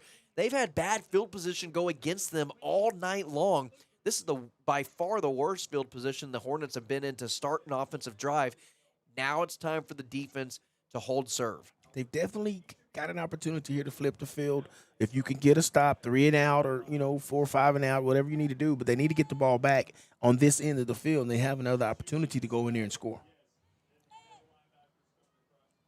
You're going to have 4 down linemen. And checking into the game as well, Christian Gonzalez. And just Lee out there. And it's a play-action pass on the jet sweep. Pass thrown behind the intended receiver. That was Moore was the intended target. Falls incomplete. Jam Vincent patted his chest saying, I need to be a little bit closer on my guy. But trust me, it won't happen again. Yeah, had that ball been thrown on target, he would have made that catch. But, yeah, Vincent, he realized that he picked up on it. Hey, I made a mistake there. I got it. 6.5 minutes remaining until half, and if the Connally Cadets can get off the field, give their offense a chance here, this game could be much closer, much tighter going into halftime. It's going to be Kaiser with the carry. Kaiser gets maybe 3 or 4 yards on the carry, and the Connally rush defense, man, what an improvement from the last 2 weeks that we saw from Grandview and Alvarado to this first half here tonight against Athens. Yeah, I think Coach Garrick, stressed tackling and he stressed physicality. He's heard it all week. Aggressiveness. Yeah, just get to the ball. See somebody being aggressive on defense. Daniel Hancock really sets the tone, though, for this entire team. Having him out on the field, whether that be offensive or defensively, just does wonders for this team's momentum and their enthusiasm to play the game. Quick little check at the line. Goes to the sideline, and now it's David Richardson having to call a timeout with only 1 second left on the play clock, and it'll be the Hornets using their first timeout here in the first half of play. Each team now only has 2 remaining in the remaining 5 minutes and 45 seconds. Let's go ahead and take a quick break. We'll be right back.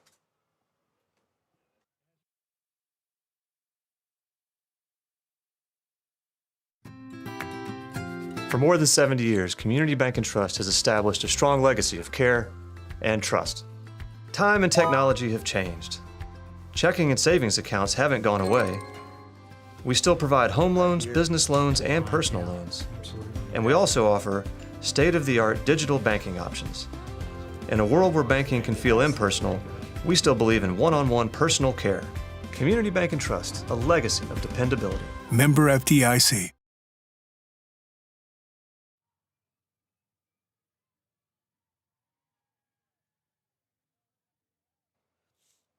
Third down and 7, a huge play here for this defense. About as big of a play as you can have in the first half of any game for this Connally Cadet defense. Has to get off the field, force a 3-and-out following the Connally Cadet touchdown to swing momentum. Back to passes Richardson. Richardson has a man open, and it's Brewer caught. First down, close to that first down marker, and they are going to give it to him. And what a play there drawn up by the Athens coaching staff to extend this drive. That was a huge play for this Hornets team. Now they can kind of run some clock a little bit and not give as much time to the Connally Cadet offense if Connally does end up getting the ball back in this first half. No, even more than that play call, it was the fact that Brewer knew just where to go. He went like a yard or two just beyond the first down and came right back to the ball. I mean, it was perfect. 3 wide receivers stacked to the far side of the field, and that is where the ball is going to go. It's going to go to Brewer. It's a double pass, and he's got a man wide open. It was to Kaiser, and Brewer couldn't get the ball to Kaiser about 40 yards down the field, screeching wide open, and would have been untouched walking into the end zone. However, the bad pass is incomplete, and that'll set up 2nd and 10. I think so a little trickeration for Athens. Exactly. I was just about to say, I think we've seen both teams trickeration there, and both teams have failed. So now they're just going to have to just line up and just see whose Jimmys and Joes are better.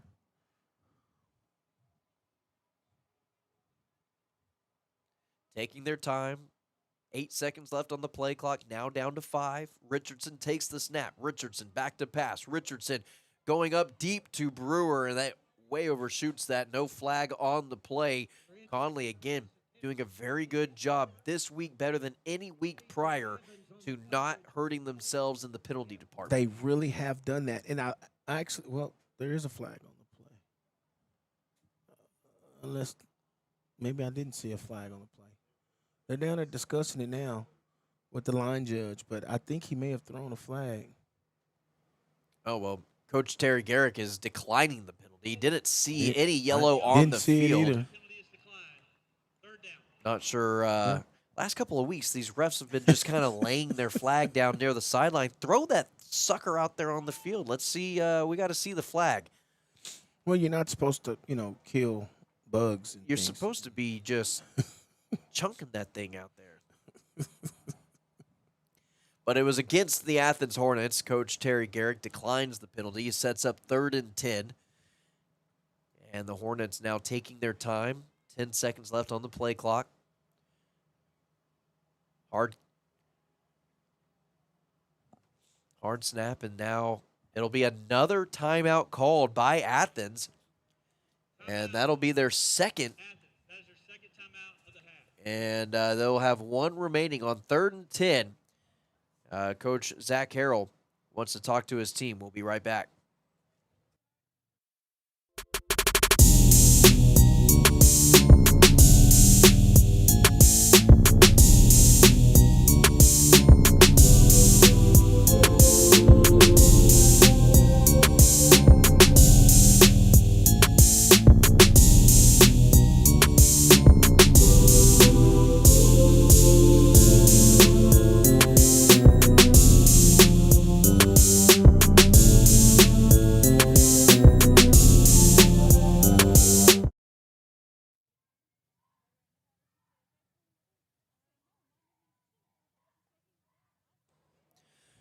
3rd and 10 coming up for the Hornets, and the defense of the Connally Cadets can get off the field yet again. Last 3rd down was 3rd and 7, and the Hornets had to take a timeout prior to that play as well, and so things starting to slow down. Hornets starting to use some clock to their advantage here at the end, late into the first half. Just under 5 minutes to go. Still plenty of football left to be played. It's Connally 7, Hornets 19, and the Hornets are faced with a 3rd and 10 from their own 25-yard line. Pretty safe to say they're probably going to throw the ball around. Connally needs to make sure they watch for the slants and anything in the middle because they've been giving that up all night. Play action pass. Richardson escapes from the pocket, goes down the field, and it's bobbled up, and it's picked. It's intercepted, and it's Connally football. And right during the break, I had a conversation with my man, Datron Brown, right here next to me. And tell the audience what you had told me. I said, well, Connally probably needs a pick here or a strip sack or something right here. And they come back. It would be huge to get a hit on the quarterback and force a turnover, and that's exactly what happens. Unbelievable call from Datron Brown right there, and it will be Connally football at the 30-yard line of Athens. And now they are rolling and cooking with oil as with 4 minutes and 46 seconds remaining in the first half of play, the Connally Cadets can go down by less than a possession here. Looks like they got Katie Linville in the backfield. Katie Linville lined up at running back. Kaufman moves him. Now back behind C.J. Evans, and it's going to be a double pass this time. Katie Linville finds the open receiver. It is completed. And he lollipopped it to Chris Nobles, but Nobles enough for a first down, gain of about 15 on the play. So the trick play works and gets Connally a new set of downs.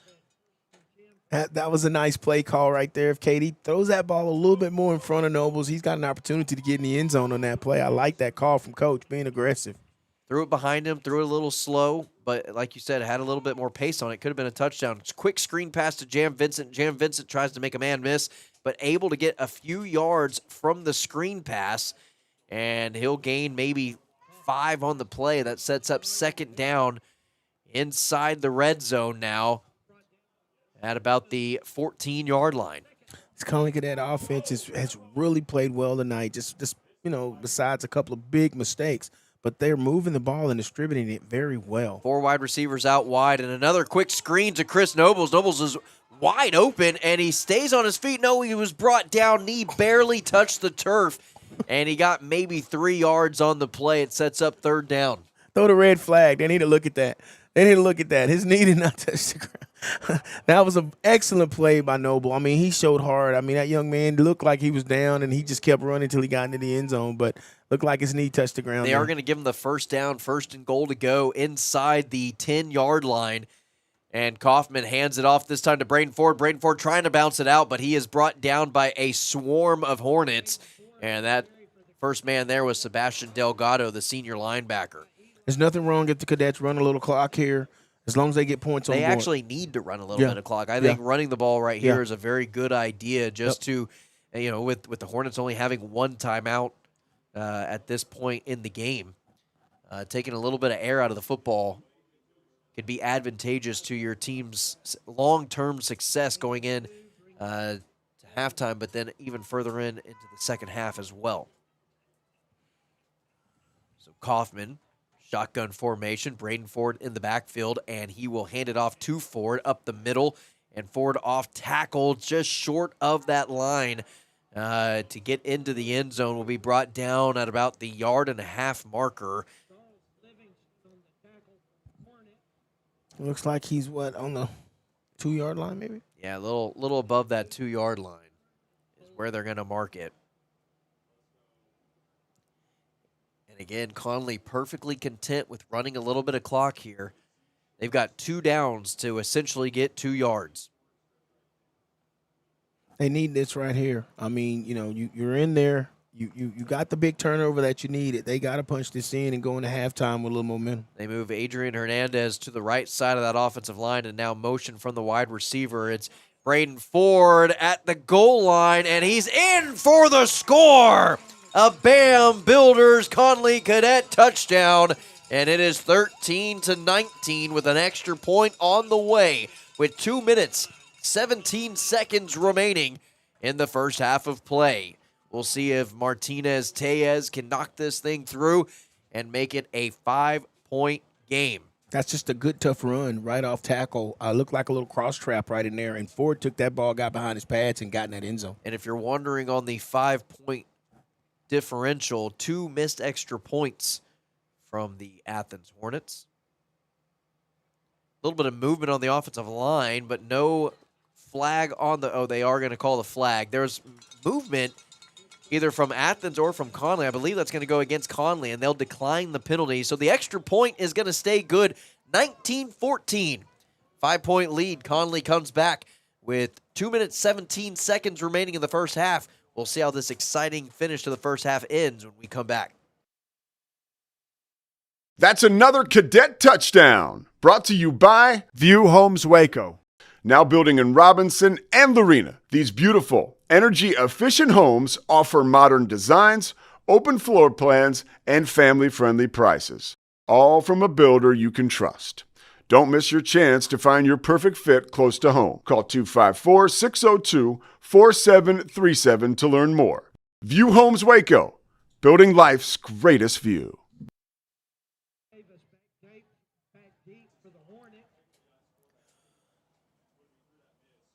About a 2.5-minute long drive for the Connally Cadets following an interception on a 3rd and 10. And it gave the Connally Cadets great field position at the 35-yard line. They take it down into the end zone, but also the more beneficial part to that, they were able to use some clock, give their defense a little bit of a break, also take a little bit of the air out of the football, run some clock, and now if they can get another stop defensively, a quick 3-and-out with 2 timeouts left, they can give their offense the ball for an opportunity to score before half and take the lead going into this thing. They really can. Quick one hop at the 20-yard line, and it is returned by Brewer. Brewer with room to run. Brewer lowers his shoulder, breaks a few tackles, and gets close to the 50-yard line. So a great return for the Athens Hornets, and that was not the return the Connally Cadets needed in terms of the 2-for-1 deal, of getting off the field quickly and giving their offense the ball back with an opportunity to score before half, but they are going to mark it right at the 50-yard line. Yeah, Richardson saved probably a touchdown right there. Had he not made that tackle at the 50-yard line, that young man might still be running. So right at midfield is where the Athens Hornets will start this drive with 2 minutes and 9 seconds remaining. It's Brewer on an end around, but the quarterback keeps it, and it is Daniel Hancock along with Sparkman there on the stop. That's exactly what that defense needed. They needed Hancock back. I mean, even just his presence, it just everybody just seems to feed off of that young man. Bryson Sparkman, Daniel Hancock on the stop there, and that takes us to the 2-minute warning. When we come back, 2nd and 11, Hornets ball.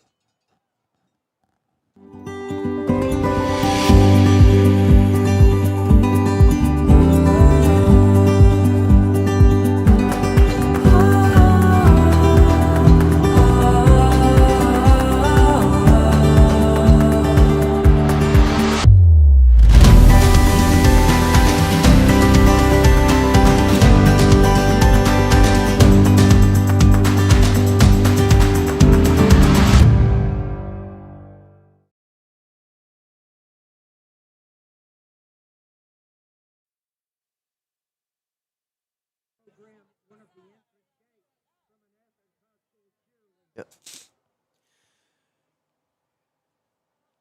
Connally defense coming back out onto the field after the 2-minute warning. It seems to me, though, D, is that the momentum has now shifted in the favor of the Connally Cadets. Can they capitalize on this momentum before the first half comes? You know, they really need to. But like I was saying earlier at the top of the broadcast, beginning of this, these two teams are so evenly matched. They're almost like mirror images of one another. So momentum is very, very important. Whoever feels like they've got it, they got to keep it and go with it.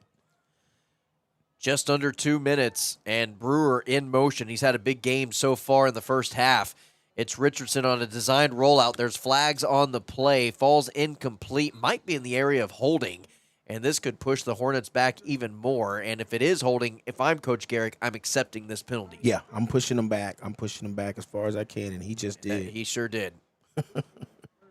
I feel like if Coach Garrick could go out there and physically push them back himself, he would probably go ahead and do that too. He would. Coach Garrick is such an interesting man to talk to. Whenever it's not, in game time, it's pregame. He's got this really cool, calm demeanor about himself. But man, watching him on the sideline, I don't know if I've seen a redder face from a man who just gets worked up, screaming at coaches, screaming at refs, screaming at his players. He is intense, personified during the game. But yeah, during pregame, he is such a just even-keeled guy.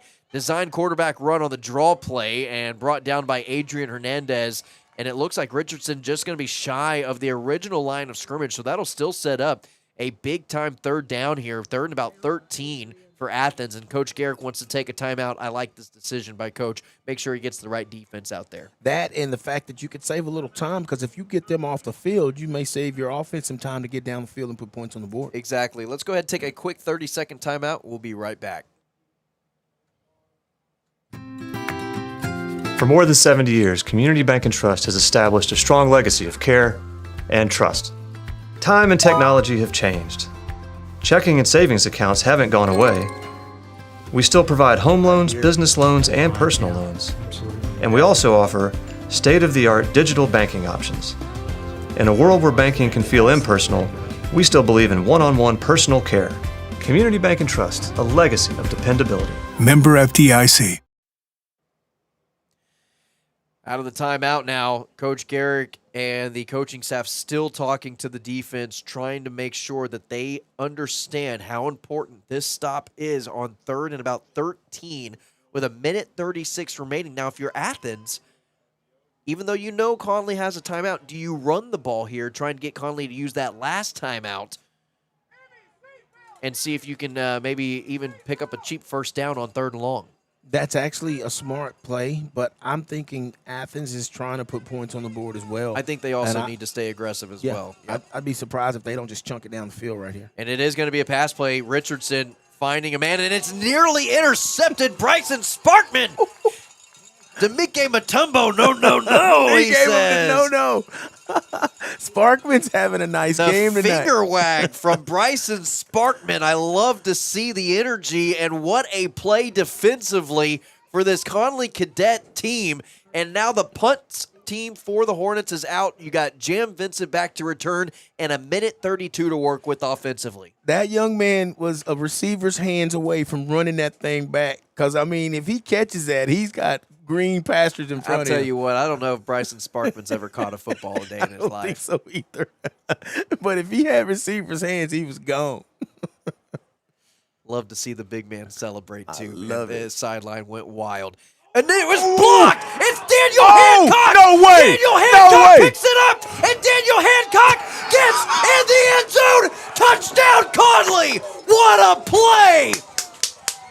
You talk about a difference maker. That young man came to play football tonight. He's been gone for 3 weeks. He has been just frothing at the mouth. He wants to play football. He just made the play of the game for these Connally Cadets to give them the lead going into halftime. Daniel what a play. Hancock, the captain, missing the last 3 games due to an injury. He comes back, makes his presence felt, gets a block punt, picks it up, returns it for a touchdown, and the Connally Cadets have their first lead of the game. I can't say it enough. That young man he's hungry for the game. He missed the game, and he's out there giving it his all. Flag on the play. They're going to wave it off one moment. It's a false start against Connally. They will have to re-kick this. And I'll tell you, Connally gets that opening touchdown to start this game with Katie Linville. They're looking at a 2-possession ball game in favor of the Cadets going into halftime against this Athens team. It's a whole different. At that point, it's a whole different vibe. The whole setting of the game changes at that point because Connally went down the field super quick. All right, Martinez-Tellez needs to hit essentially a 25-yard field goal for the extra point. High snap brought down, and it is good. Would have been good from about 45. Martinez-Tellez knocks it in, and it is 21-19. The Connally Cadets lead it with 1:22. We'll be right back. That's another Cadet touchdown. Brought to you by View Homes Waco. Now building in Robinson and Lorena. These beautiful, energy-efficient homes offer modern designs, open floor plans, and family-friendly prices. All from a builder you can trust. Don't miss your chance to find your perfect fit close to home. Call 254-602-4737 to learn more. View Homes Waco, building life's greatest view. 21 unanswered points for the Connally Cadets, starting this game down 19-0 in the first quarter of play. Second quarter, it's now 21-19 in favor of the Connally Cadets. There's only been one lead change in this game, and it's come by 3 possessions at a time.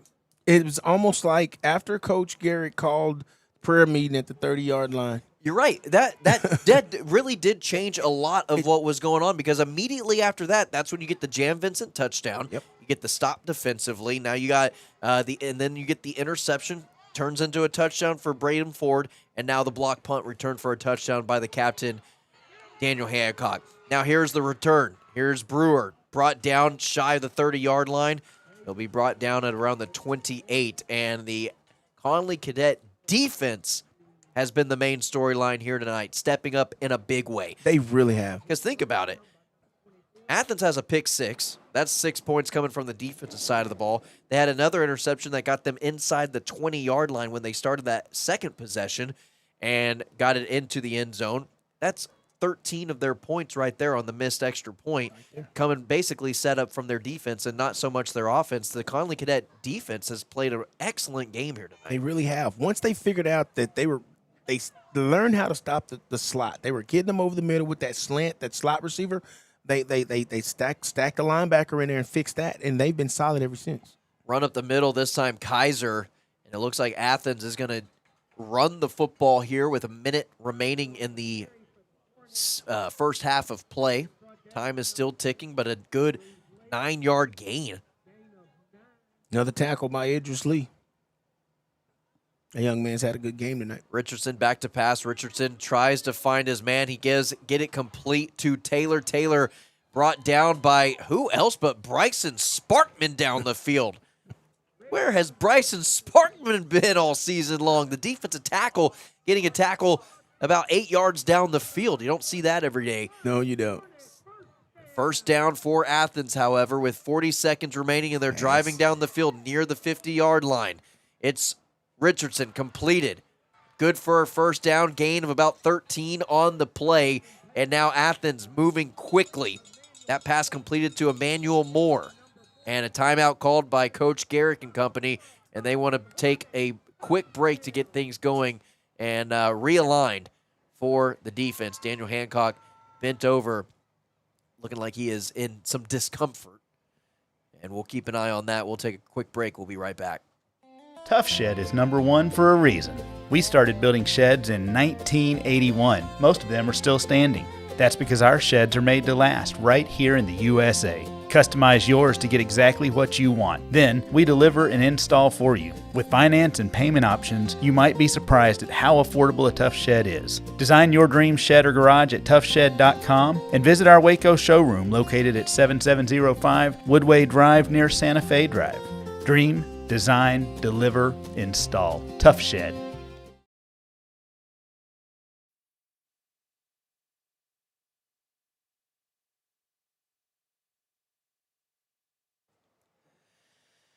And it looks like Daniel Hancock is going to walk off the field under his own power. And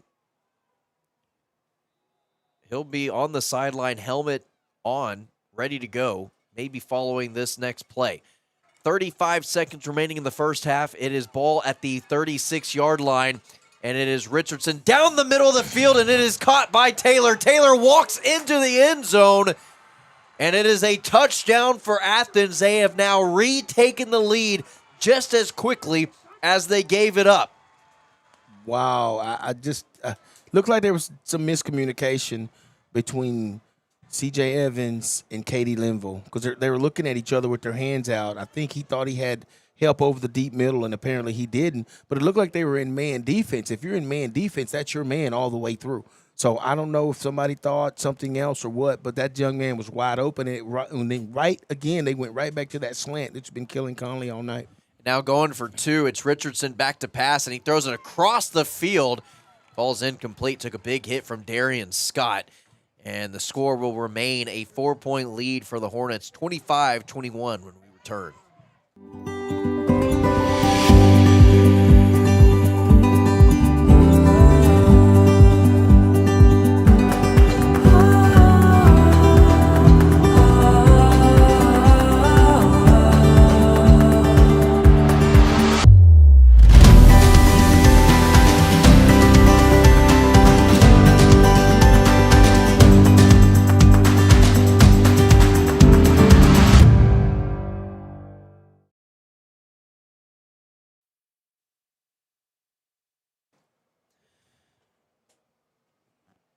And the Connally Cadet, with 27 seconds remaining in the first half, give up a 36-yard touchdown pass from Richardson to Taylor.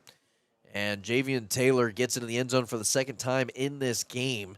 And it started out Athens a 19-0 lead. Started off really quick, capitalized on a couple of mistakes from the Connally Cadets. Connally kind of got their act together in the second quarter, started playing their game, retook the lead 21-19, and about 30 seconds later, the Athens Hornets come down the field and score a 36-yarder to retake it 25-21, and now Connally maybe can try to respond in this final 27 seconds of the first half. I was about to say, the way this game has been going, 27 seconds may be plenty of time to put points on the board. Little squib kick right up the middle of the field, and it is in the hands of Raheem Fluker. Fluker trying to break tackles. Fluker gets it past the 35-yard line, so not a horrible return, and that leaves the Connally Cadets with 21 seconds in this first half to make something happen. Now, I think maybe on first down is when you try to take your shot. Yeah. If something doesn't happen, just knee it out, go in a half. Yeah, because, I mean, with the field position you have right here, I would definitely give my playmakers an opportunity here, but you don't want to push it. It's a close game. Your offense has been playing pretty good. Your defense has been playing pretty good, too. They've both made some mistakes and given up some plays. So right here, you give them a shot. You got playmakers on the field, and Connally can score quick. They've shown that. I'm looking at a jump ball to Jam Vincent, if nothing else. Gives you a pretty good chance. And it's going to be a quick screen to Jam Vincent. Jam Vincent goes out of bounds just as fast as he caught the ball. So just 6 seconds ticks off the clock and gains about a yard and a half, maybe 2 yards on the play, and it'll set up 2nd and 8. Another opportunity to go down the field here. Coverage backed off, giving plenty of space on the outside to these wide receivers. Kaufman extending the pocket, throws it good for a first down to the 50-yard line, and it'll be C.J. Evans out of bounds. Again, that takes about another 6 seconds off the clock, and there'll be 9 seconds remaining. And they're going to call it incomplete. Yeah, said he stepped out of bounds Wow. when he caught it. Got to have a little bit more spatial awareness on the field if you're C.J. Evans. Can't let your feet be out of bounds when you catch that ball. Exactly, because he had room. Had no reason to be out of bounds there. Quick pass. And it goes to Jam Vincent. He goes out of bounds with 4 seconds remaining.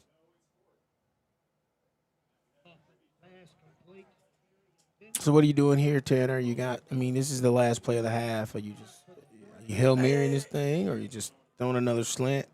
Well, you can't punt. You can't bring the punt team out here. You got to Yeah, I wouldn't punt it. No, you can't punt here. You have 3 seconds. You just let Kaufman sit back in the backfield for 3 seconds, and you either A, throw a Hail Mary, or you just take a knee. Take a knee, exactly. But you have to make sure that the clock is at 0 because obviously a turnover downs will stop the clock. But if you are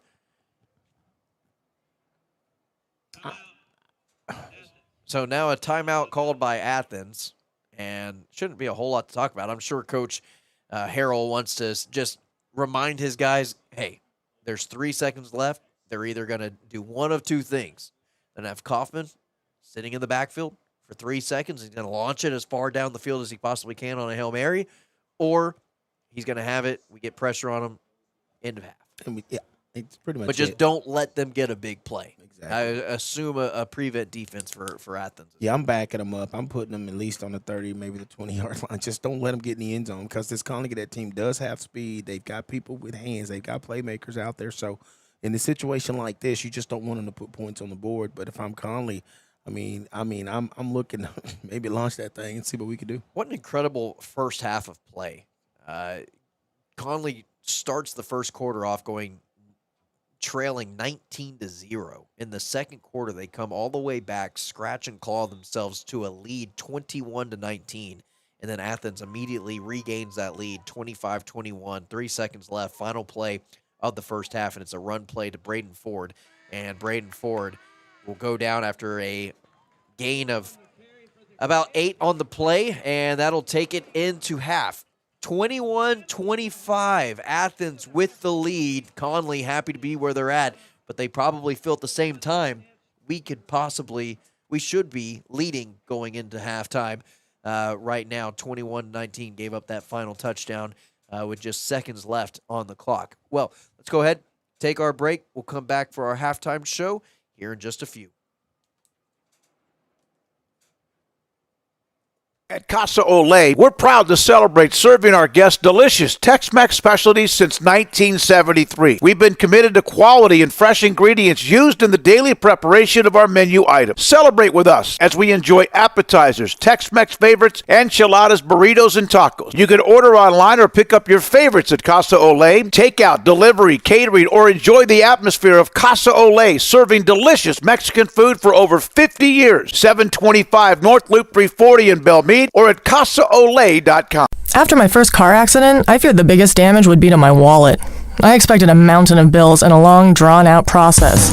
But my Texas Farm Bureau insurance agent was there when I needed her and helped me get back on my feet and in my car in no time. Instead of a hassle, I got reassurance and a quick recovery. Stop by and see our agents at one of our 3 McLennan County locations.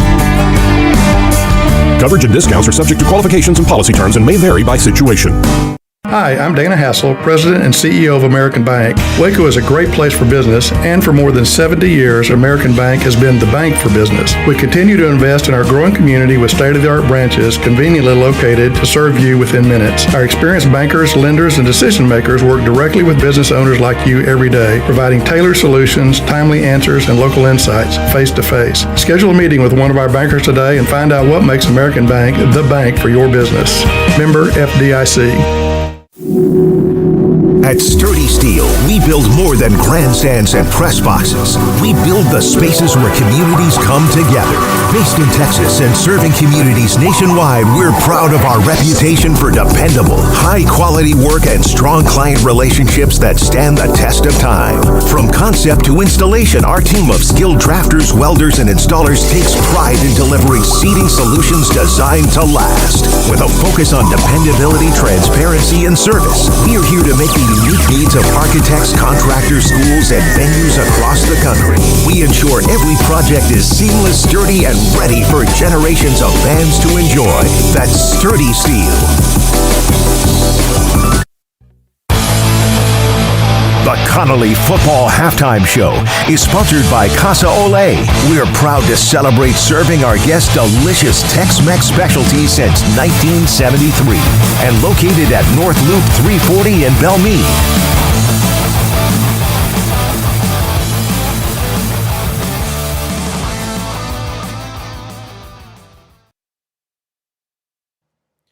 $25-21 is your halftime score. Athens with a lead over the Connally Cadets. And again, we are at the halftime break, and it is brought to you by Texas Contracting Solutions, rapidly becoming the IT name in Central Texas for select remodels and new construction efforts.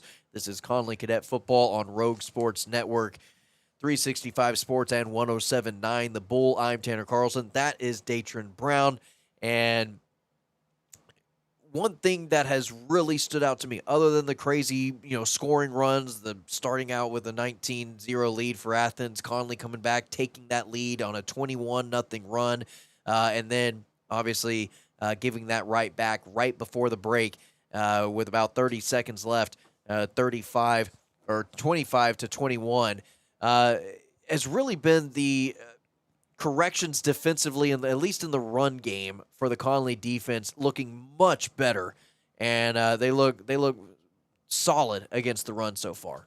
They really have. The first thing I want to say is, are you entertained? This has been a great first half of football, just with the ebbs and flows of the game. But the Connally, I like the way they've overcome the situations that they put themselves into. They take the ball at the beginning of the first half, and that's the best drive I think we've seen all season from them. They're moving right down the field. The play calling was superb.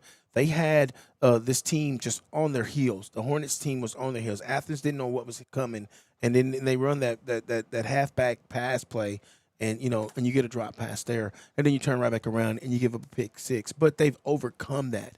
They put themselves in a 19-0 hole, and they come back and take the lead. So, I spoke with Coach Garrick earlier this week, and one of the things he said is this team will not quit, and they will play hard. And they have shown that tonight. And I think they've got to build on what they did in this first half and continue to do that. And this team can really come out of here with the victory if they do that.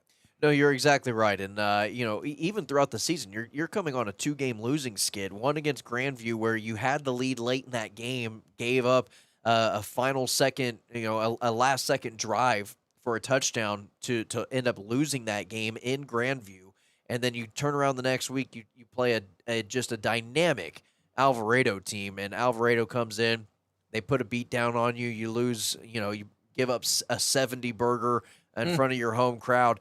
And now you come here tonight and you start the game on a 19-0 run, trailing after the first quarter of play, and your team doesn't give up.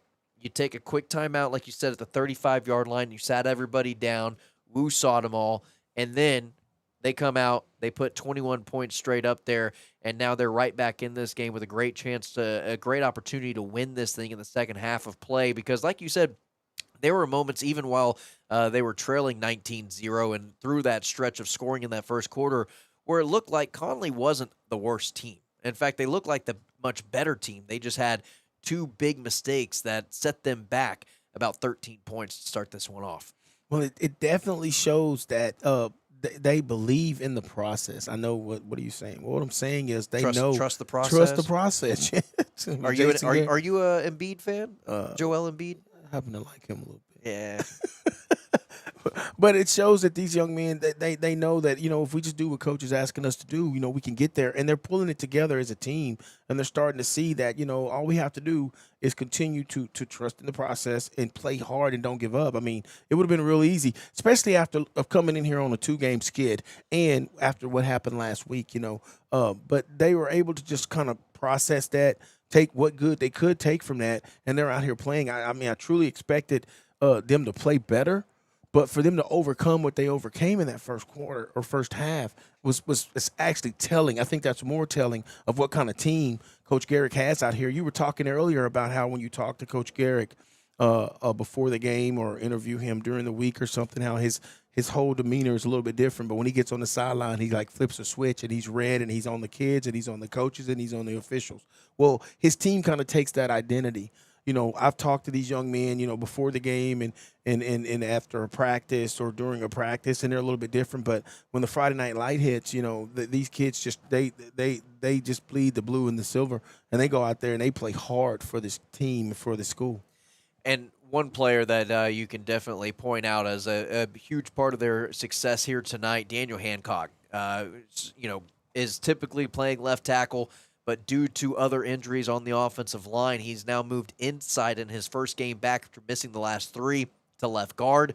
It's helped a little bit in terms of the offensive, false starts, things of that nature. It looks like Caden Kaufman can trust his offensive line just a little bit more, but also on the defensive side of the ball. He's your starting defensive end. So whenever you lose a guy like Daniel Hancock, you're not just missing a starter on the offensive line. You miss a starter on the defensive line as well.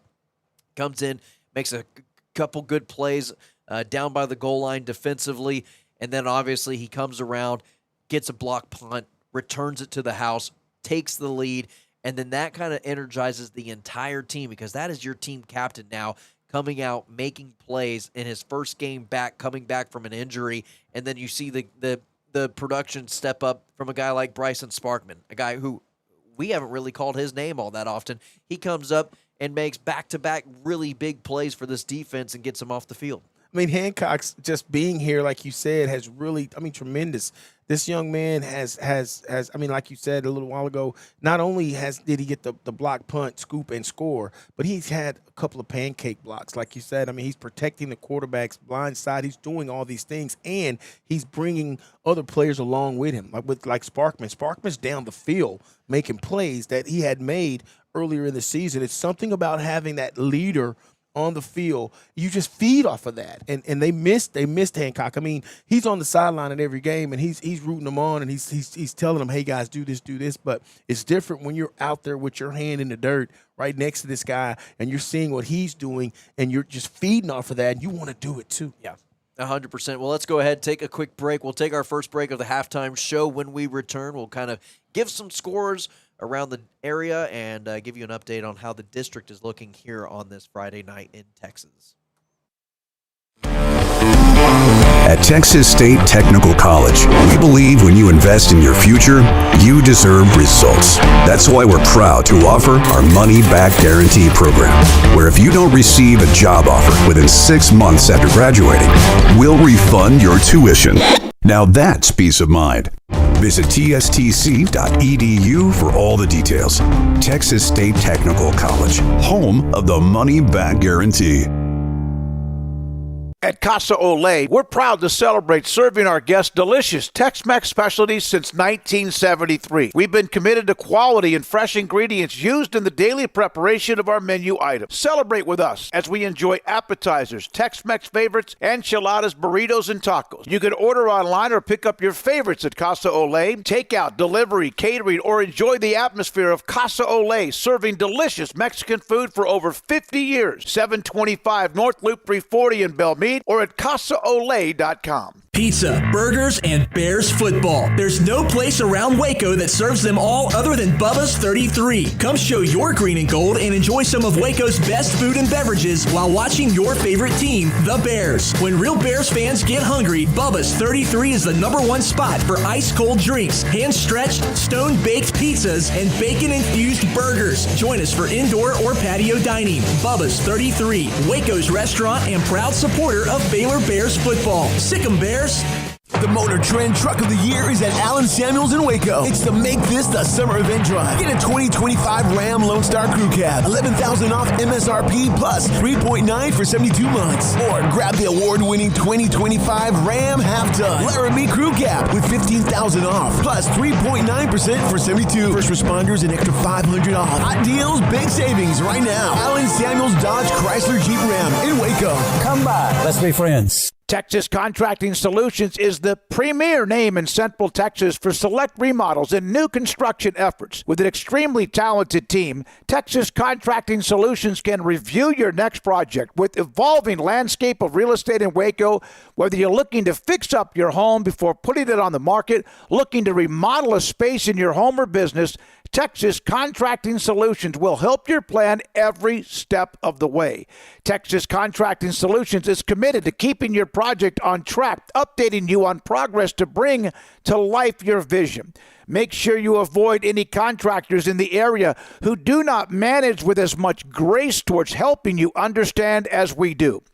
Contact Texas Contracting Solutions today for your next project. Texas Contract Solutions, or email Mark at TexasContractingSolutions.com or call him 254-424 1734. Cajun Crab and Shrimp Bar and Grill offers a wide variety of seafood, including fresh fish, ceviche, oysters, shrimp cocktails, and much more. Join Cajun Crab and Shrimp Bar and Grill for their grand opening on Thursday, September 12th. There will be tons of raffles and giveaways, including TVs, gift cards, free food samples, and drinks. Visit them located at 340 North Loop in Belmead for their lunch specials. Cajun Crab and Shrimp Bar and Grill, your local Cajun restaurant. See you on September 12th.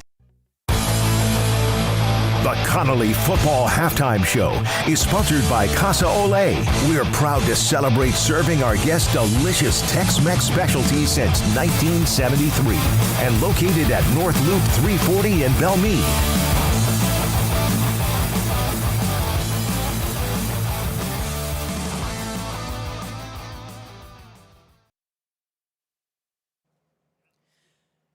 Halftime report brought to you by Texas Contracting Solutions. Currently, if you're just now joining us, it is the Hornets 25, Cadets 21, and we're about midway through the halftime break here in Athens, Texas at Bruce Field, home of the Hornets. Some games going around the area and some updates within District 12 Class 4A. The Gatesville Hornets leading at halftime 7-0 over the Burnett Bulldogs. You've got China Spring tied at the third quarter, 10-10 against Brownwood.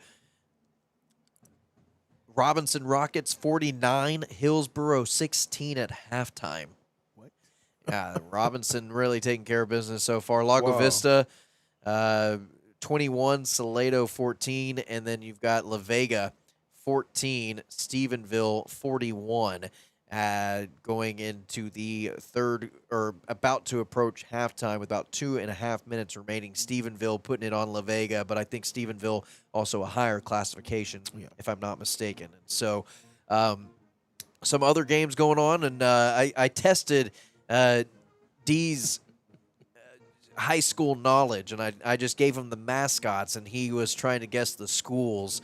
The Gobblers of Cuero, the Gobblers, an all-time great Texas high school mascot, 35-24 over the Belton Tigers midway through the third quarter of play. San Angelo Bobcats taking on the Waco Lions. San Angelo 41, Waco 6. Colleen Shoemaker 21, Temple Wildcats 21 halfway through the third quarter of play. Harker Heights 14, Midway 21. Center 7, Madisonville 6. Waco University 21, Lampasas Badgers 14 at halftime. And those are the games that I have updated for you. D, if you want to throw some that have caught your attention. Yeah, I'm looking here. China Spring 10, Brownwood 10 in the third quarter in that game. Got Crawford Pirates 21, the Holland Hornets 13, Rockdale Tigers 27, Groesbeck Goats 14, Whitney Wildcats 12, Little River Academy Bumblebees 42. Look at that. I tell you what, that's a tough team right there. Oglesby Tigers 42, Coolidge Yellow Jackets 16. That's at halftime. Waco Lions 6, San Angelo Central Bobcats 41. That's a pretty rough game right there. Martin Panthers 6, Bremont Tigers 7. They're in the third quarter, 7 minutes left there. You got the Mejia Black Cats 18, Cameron Yo 21. They're at halftime. The Frost Polar Bears, one of my favorites. There you go. I like those polar bears. I like it when they play the Winter's Storm. It's a great matchup. It's a great matchup. It really is. An all-time rival. Frost Polar Bears. When 21. I think Duke, North Carolina, no. I think Frost versus Winters. You got Wortham 0, Frost 21, the Meridian Yellow Jackets 10, Hubbard Jaguars 6, Axtell Longhorns 44, Dawson Bulldogs 0. So that's a beat down there. You got the Bosqueville Bulldogs 41, Itasca Wampus Cats. That's another good mascot 0, and the Blooming Grove Lions 6, Clifton Cubs 28. Anybody want to call in and explain to us what a Wampus Cat is? Do you know what a Wampus Cat is? I do know what a Wampus Cat is. You're going to spew something that don't make any sense. You're going to say something off the top of your head. You know those cats that come around the neighborhood and they don't really have a home, but an alley cat? No, not an alley cat. See, an alley cat lives in the alley. A Wampus Cat just kind of hangs around the neighborhood, but they always look like they're good and fat and A street cat. Well, it's a Wampus cat. Oh, that's not true at all. I refuse to believe that information is accurate. Ladies and gentlemen, if you're listening to D, just tell your children in the back seat to disregard everything that man just said, because that is not a Wampus cat. Look it up, Tanner. Oh, I will. When we go to this break, I'm going to look up what a Wampus cat is, and then I will report the findings. We'll be. Oh, look, we got producer Cameron has pulled up what a Wampus cat is. It looks like a cougar. A Wampus cat is a cat-like creature in American folklore. There it is. It's not even real. It's real. That varies widely in appearance, ranging from frightful to comical, depending on region. That's your Wikipedia definition of a Wampus cat. There's two of them in my neighborhood. Not even a real cat. It's a made-up cat. There's two cats that look just like that live in my neighborhood. I'm serious. We should have more made-up mythical mascots in high school football, and really at all levels. I'd like to see an NFL team. Like a zebra? I mean, not a zebra, like a unicorn. If you... Zebras are real. You did not just say... I meant unicorn. A zebra. There's our broadcast, ladies and gentlemen. Top of the minds. Giving you the latest of Texas high school athletics right here. Maybe we need to go back to high school. I'm Tanner Carlson. That's D. Brown. And we're going to take a quick timeout before we get this thing completely off the rails. Some say a dog is a man's best friend. But I tell you what, boys, you better think again. 'Cause there ain't nothing better than some cows, pigs, and turkeys too. I love to cover them in sauce down at Rudy's Barbecue. Bring all your friends to Rudy's for some tasty oak smoke barbecue. Next in line. First Central Credit Union's free reward checking gets you in the game. First Central pays 5% APR on checking accounts with no penalties. It's great returns with complete access to your cash. Get in motion with First Central's reward checking that refunds ATM fees nationwide. Enjoy an automatic savings feature that pays too. It's a snap to apply online at firstcentralcu.com. Eligibility and qualifications apply. APY annual percentage rate. Member NCUA. Hi, I'm Dana Hassel, President and CEO of American Bank. Waco is a great place for business, and for more than 70 years, American Bank has been the bank for business. We continue to invest in our growing community with state-of-the-art branches conveniently located to serve you within minutes. Our experienced bankers, lenders, and decision makers work directly with business owners like you every day, providing tailored solutions, timely answers, and local insights face-to-face. Schedule a meeting with one of our bankers today and find out what makes American Bank the bank for your business. Member FDIC. Baylor Scott and White, Southwest Sports Medicine and Orthopedics, the team physicians for Baylor Athletics, specializing in diagnosing and treatment of any and all sport-related injuries. Celebrating over 2 decades of service to Central Texas, they tackle all surgical and non-surgical problems that arise from an active lifestyle. Trust the doctors that Baylor trusts. And when injuries sideline you, don't wait for Monday. Join us at 8:30 on Saturday morning for a post-game injury evaluation clinic. Baylor Scott and White, Southwest Sports Medicine and Orthopedics. We get you back in the game. Cajun Crab and Shrimp Bar and Grill offers a wide variety of seafood, including fresh fish, ceviche, oysters, shrimp cocktails, and much more. Join Cajun Crab and Shrimp Bar and Grill for their grand opening on Thursday, September 12th. There will be tons of raffles and giveaways, including TVs, gift cards, free food samples, and drinks. Visit them located at 340 North Loop in Belmead for their lunch specials. Cajun Crab and Shrimp Bar and Grill, your local Cajun restaurant. See you on September 12th.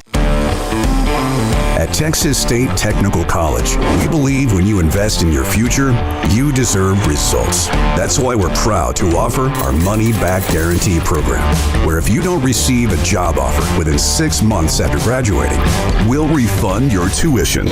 Now that's peace of mind. Visit tstc.edu for all the details. Texas State Technical College, home of the money back guarantee. The Connally Football Halftime Show is sponsored by Casa Ole. We're proud to celebrate serving our guests delicious Tex-Mex specialties since 1973 and located at North Loop 340 in Belmead.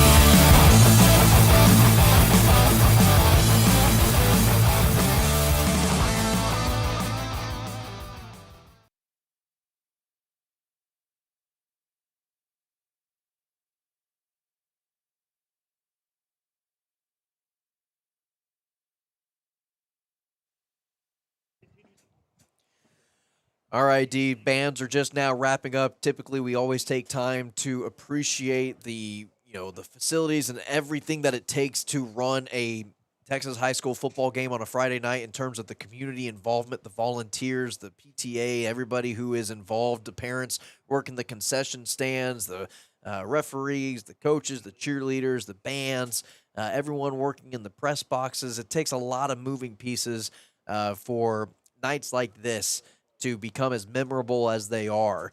I think everybody can go back and reminisce on a Friday night football game that they watch that just stands out among the rest. And you don't have those memories without everybody playing a part at all of these different schools throughout the entire state, throughout the entire country of making it work as well as it does. And so always want to take a little bit of time to thank those people that are always working so tirelessly to make these nights great. And we've got a great one here tonight. It's a 25-21 lead for Athens over the Connally Cadets right now. Started off slow, couple of mistakes early in the game, was able to kind of dial it back a little bit, regroup, reset, took the lead in the second quarter, 21 unanswered points for the Connally Cadets, went up 21-19, and then allowed a late touchdown there in the second quarter of play before halftime. And now it'll be the Connally Cadets defense coming out to start this game out, and they've got to set the tone early. It's Friday night in Texas, and like you were saying, and these kids came to play ball. The situation is just, it's amazing how they overcame all of the issues that they had in that first half. They could have easily just folded up and just called it, and just reeled it in and said it's not a district game anyway, but they didn't. They fought back, and they've made this a really, really good game. Like I said earlier in the broadcast, these two teams are pretty evenly matched, and this is going to be a good test of where these teams can go moving forward. So I really like the matchup. I like the momentum. It seems to be, it's changed. It was on Connally's side there for a minute, then it switched back over to Athens' side. I mean, the momentum's been going back and forth, and I really think the key to this game is going to be who's got it in the waning minutes of this game, because both of these teams have shown that they can score on one another, but both of these teams have also shown that they can stop one another. I do think Connally has made a few more mistakes than Athens, and it shows on the scoreboard. Had Connally come out and played a little bit cleaner game without those big issues that the pick six and then the pick, which put them pretty much in the red zone to score, and we might be looking at a totally different game here. But I like the fight that the Cadets are showing. But they're going to have to take it up another notch, because Athens is in there making adjustments, and so the things that they did in the first half, they've got to make adjustments for that. Otherwise, they can't just come out with the same old game plan. You can keep the basics of that game plan, but you got to make some adjustments for this thing to work. Let's go ahead and take our final break. When we come back, start of the third quarter underway. Hi, I'm Mark Stewart with Berg Colgan Ford. It's that time of year. It's football season. Berg Colgan Ford is a proud supporter of Connally High School football. BK Ford is proud to sell the #1 truck in Texas, the F-Series truck, led by our leading rusher, the F-150, 47 years in a row. Come see the largest showroom in Texas and experience better at Berg Colgan Ford.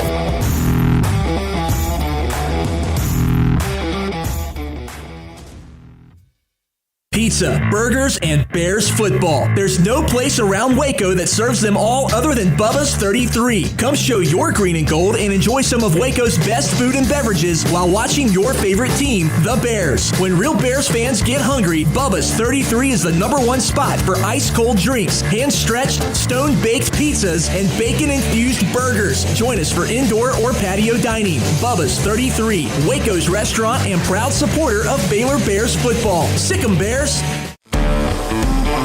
At Texas State Technical College, we believe when you invest in your future, you deserve results. That's why we're proud to offer our money-back guarantee program, where if you don't receive a job offer within 6 months after graduating, we'll refund your tuition.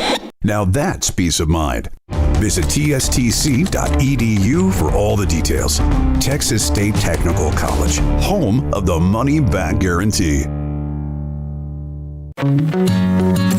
Established in 2007 and independently owned, Alliance Bank Central Texas is committed to helping families and businesses meet their financial goals. From their tellers to their board of directors, they know the importance of superior service and competitive products. Customers have confidence knowing that their financial needs are in good hands. It's your bank, Alliance Bank Central Texas, with 2 Waco locations, 4721 Bosque Boulevard and 191 Archway Drive on Highway 84, and at alliancebanktexas.com. Member FDIC and equal housing lender.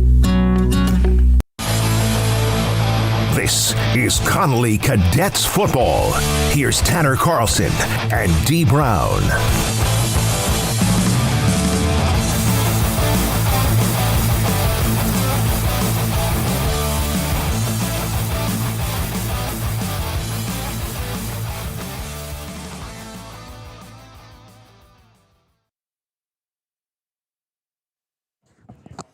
We are getting ready to go for the third quarter of play, wrapping up the Connally football halftime show. Again, brought to you by Texas Contracting Solutions, rapidly becoming the IT name in Texas as select remodels and new construction efforts. Coach Terry Garrick in the locker room. What was the message to his team after, what was a very chaotic, up and down, momentum shifting first half? I believe Coach Garrick told the guys, just calm down and play football. Like I said earlier, once he got them over there and he had everybody take a knee, he just seemed to calm down everybody. When they calmed down and just started playing football, just relax a little bit, like they were playing tense. We got 2 losses. They don't want to make it 3 losses. Right. They were just playing. Kind of pressing the issue. Pressing, exactly. And they started playing ball. Everything just started happening for them. So I think he probably told them, calm down, be where you need to be, make the plays you can make, and move on to the next play. I think they can get this thing turned around. I would imagine his message would be, if we play our game and we play mistake-free football, we win this football game. In this football game. Yeah. Yeah. Kicking team out for the Connally Cadets now, and it is going to be Martinez Tellez doing the kickoff duties. Back to return, 3 return men back there. You've got Kaiser along with Brewer and Taylor back to return for the Hornets, and the third quarter is now underway. Kickoff goes to about the 10-yard line. This time it's going to be returned by number 9, Cody Carter. Carter making a guy miss and then is brought down.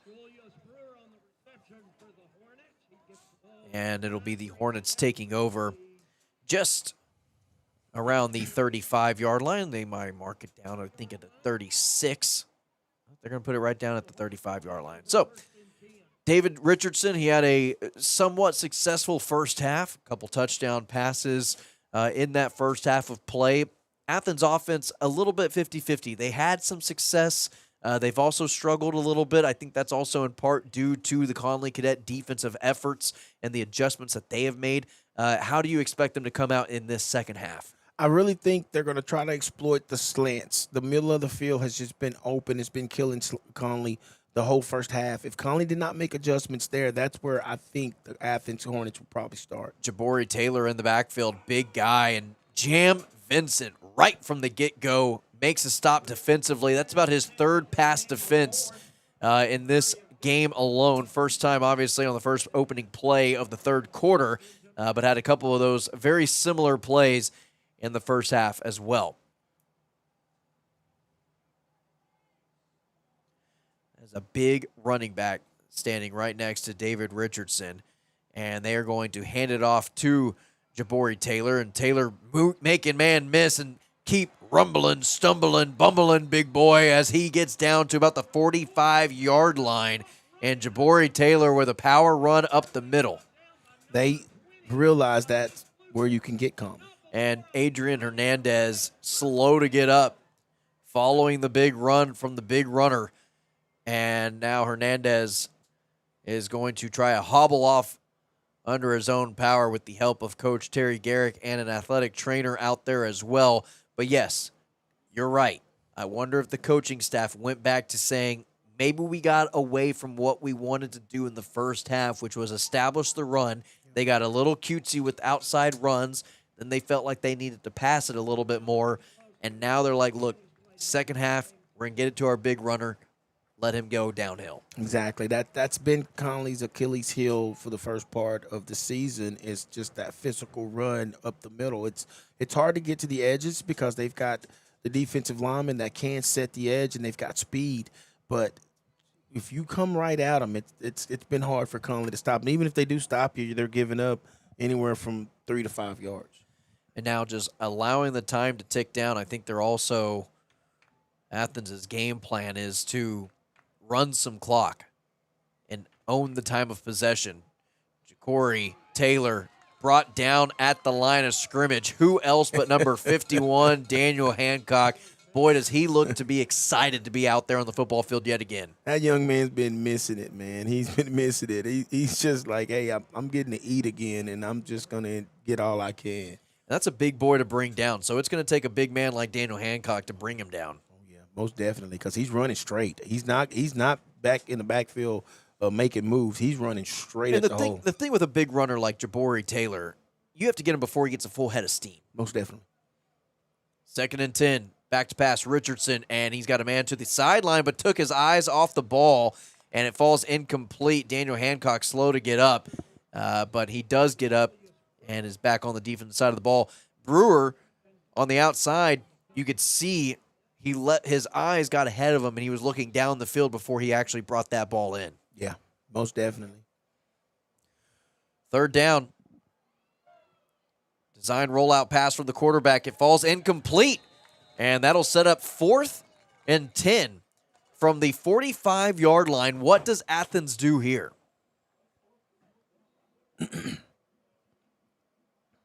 Connally Cadet defense once again. I mean, they're playing stout defense in there. I'm not understanding why Athens is trying to throw the ball when they handed the ball to their running back and he picked up, 10 or 11 yards. And then Hancock stops him on one play, then they go and throw the ball twice. I don't know. It seems like they get away from what's being successful a little quick.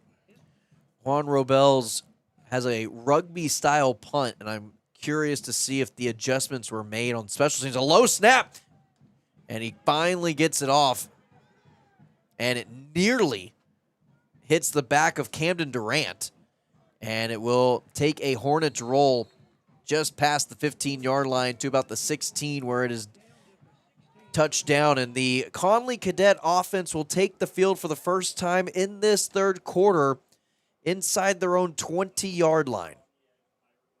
This particular drive, I think, is going to really be a tone setter. Connally's defense was able to get the Athens offense off the field, pretty quickly. If Connally offense can move this ball, eat up some clock, and put some points on the board, it's really going to change the momentum of this game. I'd like to see a heavy dose of Braden Ford try to establish that dominance on the offensive line and in the physical ground game, and then hopefully that can open some things up through the air attack. Jam Vincent in motion, and Jam Vincent to start this thing off, a double pass back to Caden Kaufman, and Kaufman goes out of bounds after a gain of maybe 6 on a little trickery there to start this second half off on the first play from scrimmage in the 3rd quarter. It's a double pass. Very similar to what we saw to start the game, except it wasn't a deep ball to KD Linville. I think they may be trying to set something up there. I think they probably thought that the Athens defense would be expecting that, and they thought that Camden could get a little bit more there, but he picked up some positive yards. So Play action pass to C.J. Evans. Evans able to get a couple of more yards. I think this is going to be just shy of the first down yard to gain marker. It will set up 3rd and about 3.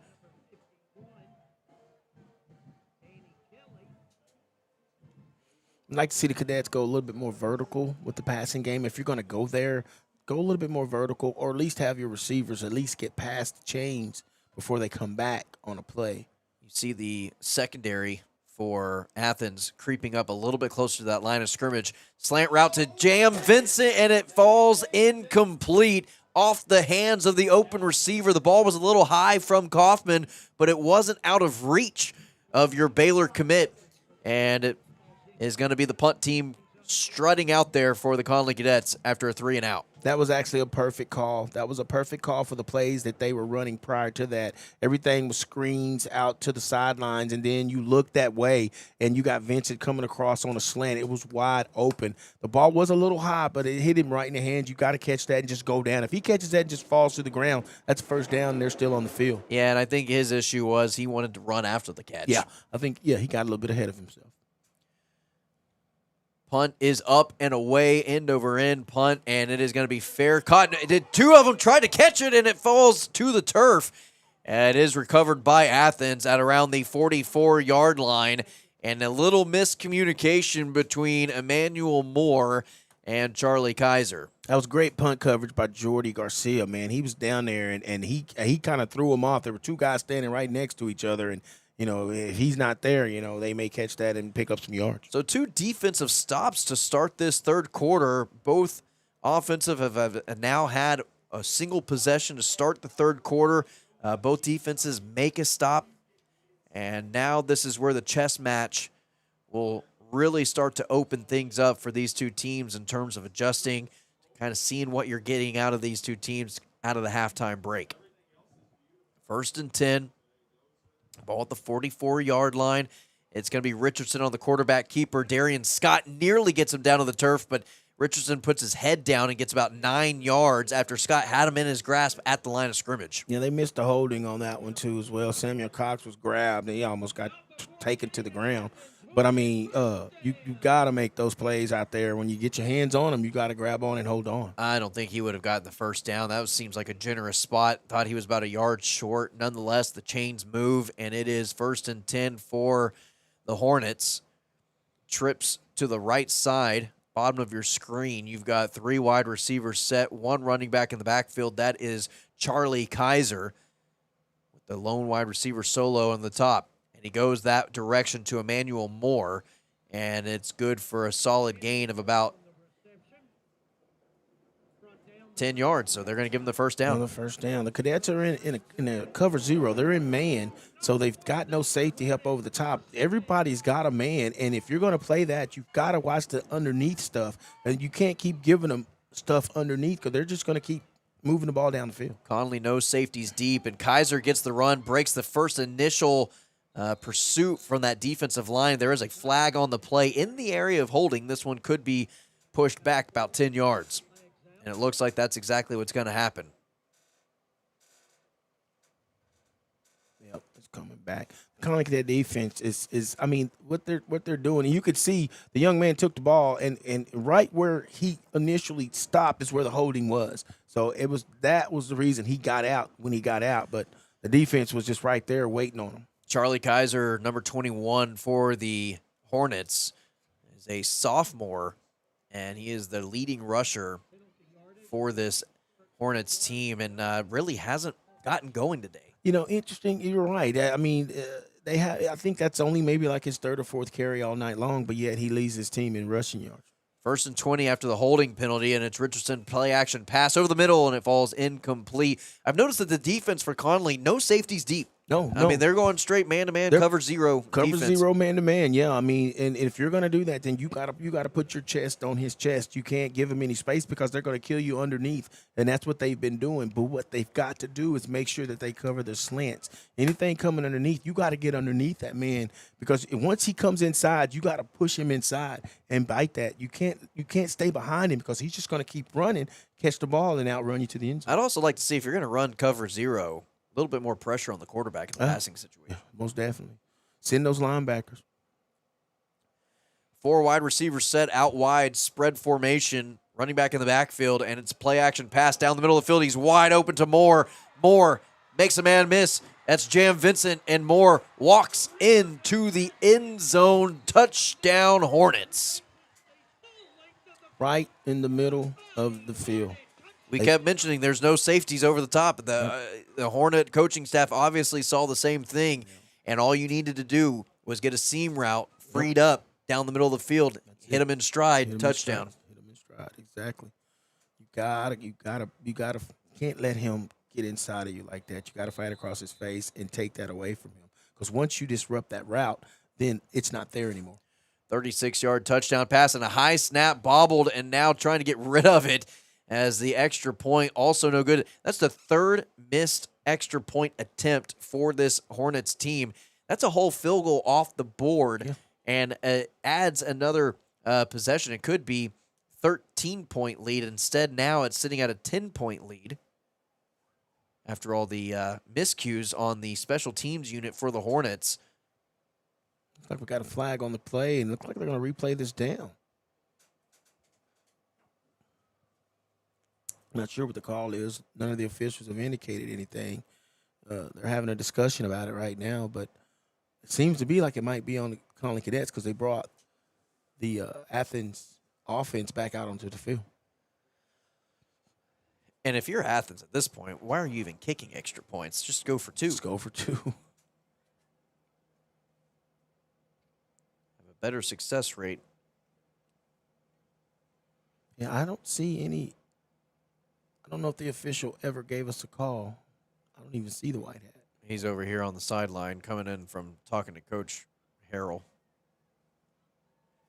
So just playing a waiting game to get an official call there. But again, Connally kept flirting with no safety help over the top, one-on-one, straight-up man coverage. And if you design a play to get guys a crossing route and a jam route to where it kind of frees your wide receivers up, and you can kind of do a little bit of a pick route, that'll free you up over the middle of the field. And that's exactly what happened with Emmanuel Moore to free himself for that touchdown score. And Moore's a quite capable receiver. It's not like he really needs that, but against this Connally defense, he does. And when he gets the ball in his hands, as you can see, he can make a move and get in the end zone. So now it looks like the offense is going to be out there for Athens, because you've got David Richardson along with Jabari Taylor, and I wouldn't be surprised if this was a handoff to the big boy himself, number 15, in the backfield standing next to the quarterback. Looks like the official is on the sideline explaining to Coach Garrick exactly what the call was, but I never got an official call. He made an announcement, but I wasn't able to grasp what he was conveying over the loudspeaker. Nonetheless, it'll be a 2-point conversion try for the Hornets, and it is going to be a quarterback keeper for David Richardson, and he walks into the end zone essentially untouched, and that will extend the lead 33-21. We'll be right back on Rogue Sports Network, 365 Sports and 107.9 The Bull.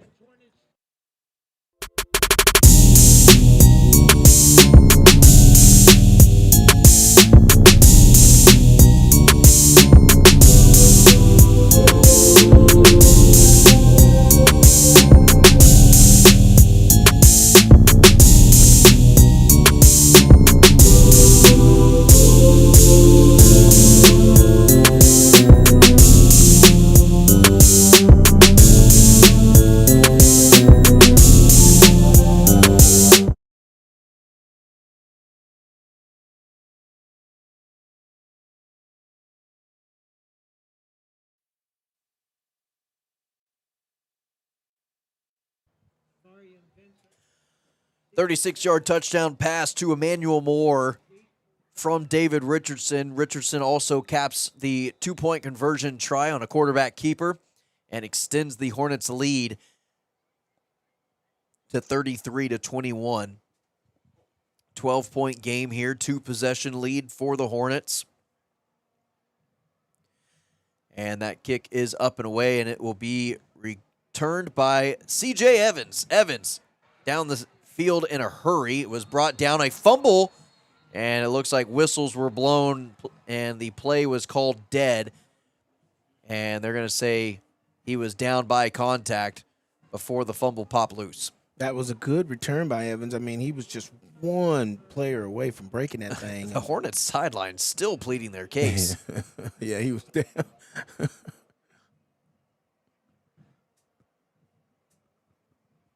C.J. Evans is a real shifty little running back. I mean, he's not very, very big, but he's fast, and he's hard to tackle. I mean, it's hard to grab, but he's stronger than he looks. So, and he's a fun gadget player that He you can kind of really just is. put really anywhere on the field, whether that's in the slot, whether that's out wide in the backfield, like you mentioned at the return game. You just get the ball in his hands, and he has the capability of making a big play happen.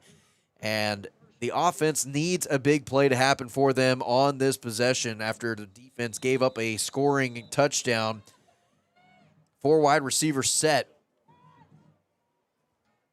Empty backfield with Kaufman. And it is to C.J. Evans right there. Makes a man miss. Gets a good block up the field by Jam Vincent. And C.J. Evans gets the first down, gain of about 13 on the screen pass. That's there all night long because you've got receivers that will block for one another. That is there all night long, but they don't need to get away from the run game. They've got to make sure they get the ball to forward here and there to keep the defense honest. And it's a 2-possession game, but it's a 13-point game. It is definitely within reach. It takes 2 scores to regain the lead here if you're the Connally Cadets. Kaufman back to pass. Running out of time. Kaufman extending the pocket by rolling out, but throws the ball away. The receiver in the area was C.J. Evans. The Athens defense basically had 8 in the box. When you see that, you've got to have a hot read. You've got to be able to, because the middle of the field was wide open. A slant would have worked there, but I just don't know how advanced they are offensively. But if you see them crouching the line of scrimmage like that, all you got to do is just pop it right to your Jam Vincent right here in up the seam, and he's running for days. Three wide receivers to the left side of that line. Kaufman gets sacked. They blow the whistle before the ball pops loose, and it'll be a sack for a loss of about 8 on the play. And Kaufman had a pistol formation, 3 wide receivers to the short side of the field on the left side, and they were lined up on that left hash. They had the entire right side wide open. And I could have sworn the play was going to be designed to be either a run play to Ford following his blockers or a swing pass to the weak side of the field where there was no defender over there. Well, you've got to get the ball out a little quicker. Kaufman back to pass, and it is complete to Jam Vincent on 3rd and long, and he's just short of the yard to gain. I believe that got enough for a first down, or not enough for a first down, but enough to go for it on 4th down. I would definitely go for it. What are you, 4th and 2 right 4th here? 4th and 2 here. I'm going for it. I mean, you've got Ford back there. Ford can get you 2 yards.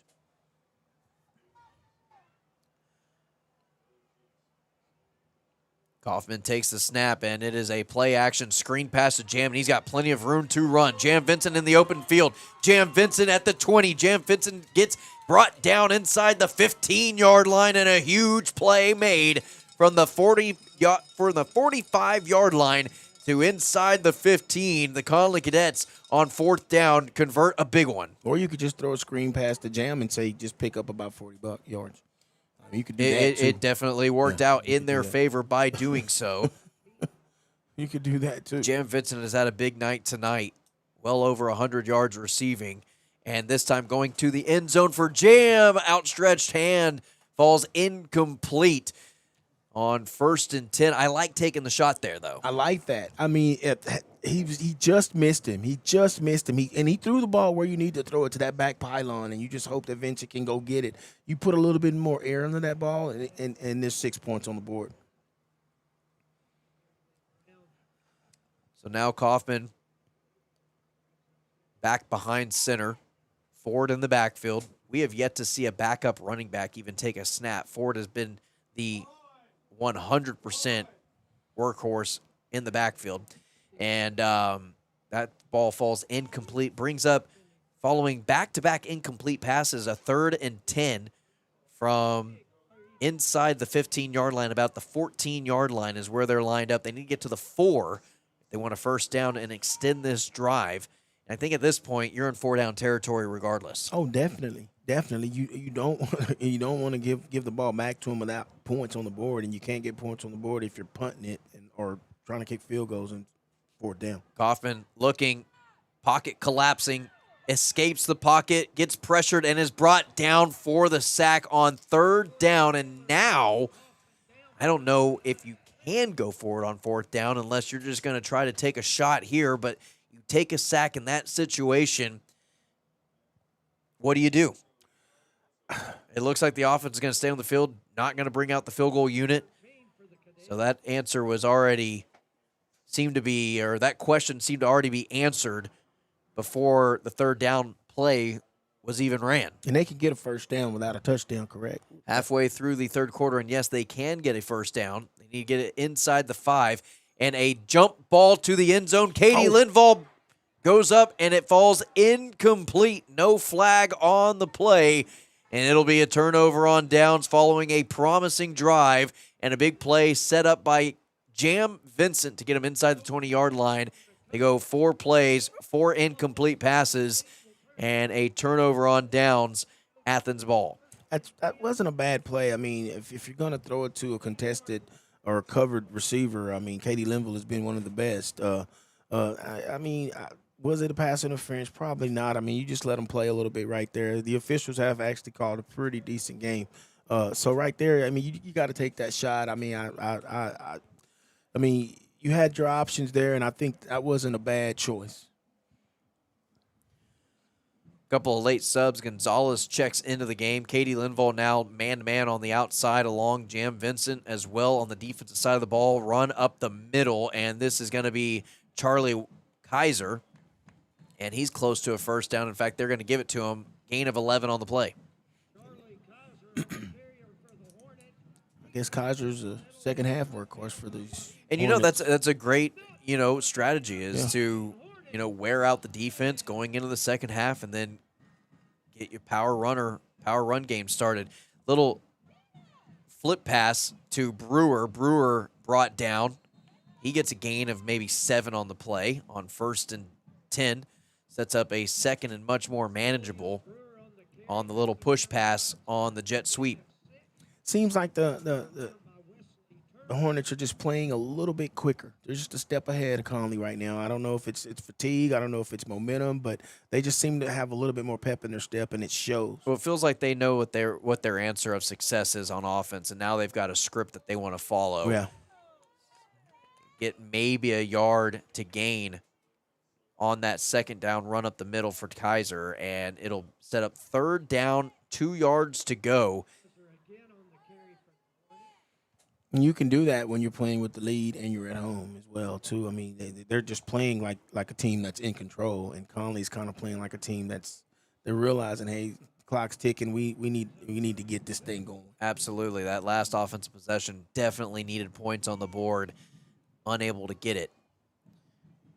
It's Jabori Taylor in the backfield, and he gets the carry. And Taylor off and running in the backfield and down into the Connally secondary inside the 45-yard line. A big gain on 3rd and 2, and that'll be another first down for Athens inside Connally territory. That's a big, tough running back, and Connally just does not perform well against big, tough running backs. Another big run here for Taylor. He makes a man miss, lowers his shoulder, is brought down. What a tackle made by Christian Gonzalez. One-on-one, brings down the big man, just wrapped him up and put all his weight into it, and he goes down after a gain of about 5. Christian Gonzalez probably gives up 30 pounds to that guy. Oh, I was going to say closer to 80. That's a big boy back there. Big boy. Christian Gonzalez he's not a small dude by any means, but he ain't that big. No. 3 minutes, 40 seconds remain. 33-21 is your score. Hornets with the lead, and they're driving inside the 40-yard line, inside Connally territory. Another run for the big runner, Jabori Taylor, and brought down at the line of scrimmage. In fact, I think he lost a yard, and that was Samuel Cox on the stop. Great play by Samuel Cox, man. He got in there, and like you said, he got him before he could get his momentum going. He got him before he could hit the line of scrimmage, and he loses a couple of yards on the play. That's what this defense has got to do. They've got to shoot the gaps, and they've got to be in there quick. Samuel Cox filling in a lot of duties for Devarian Campbell. And pass play, flag on the field, and it'll be incomplete. The intended target was Javian Taylor, but the flag before the snap, it'll be offsides on the defense. So try to get a free play to the end zone there for the Hornets. and it will result in a first down. Yeah, I mean, the Cadets, they just got. Actually, that's only a 5-yard penalty, so they'll set up 3rd and 2. It's really kind of funny how guys that are right over the ball get off sides like that. I guess they're not watching the ball like your coach to do, and they're listening to the quarterback's cadence, and that'll get you in trouble every time. And this is exactly where Athens wants Connally. They want to be able to run the football. They want to be able to take their time. They want to slow down this game and use the clock. Exactly. But I do think, to what you were saying earlier, they're at their best when they're going with a little bit of tempo. Mm-hmm. They really are. They really are. Sometimes you slow down, you just lose that momentum. David Richardson keeps it upon himself. He runs for the first down. That'll move the chains inside the 30-yard line of the Connally Cadets, and he'll be marked down at the 27.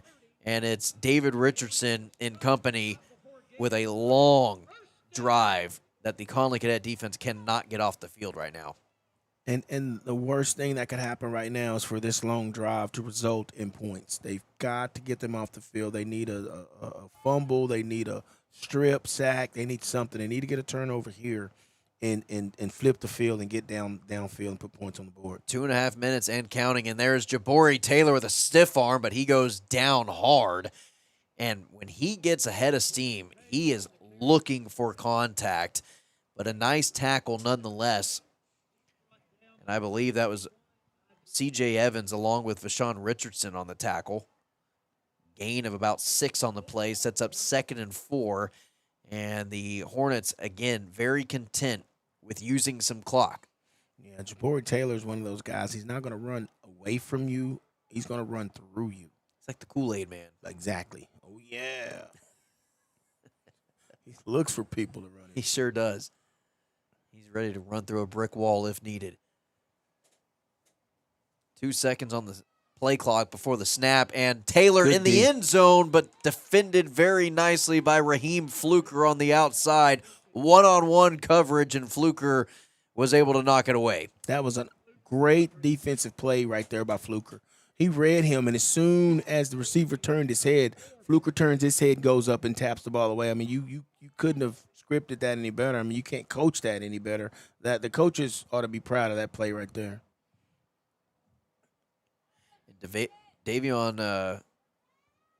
Raheem Fluker probably gives up at least 3 or 4 inches of height. Definitely. Against the taller wide receiver, and Taylor down there at the bottom of your screen. You can see them matched up right now. Timeout called by Athens. Coach Harrell wants to talk things over with his offense before this next play is snapped on this crucial 3rd down. We'll be right back.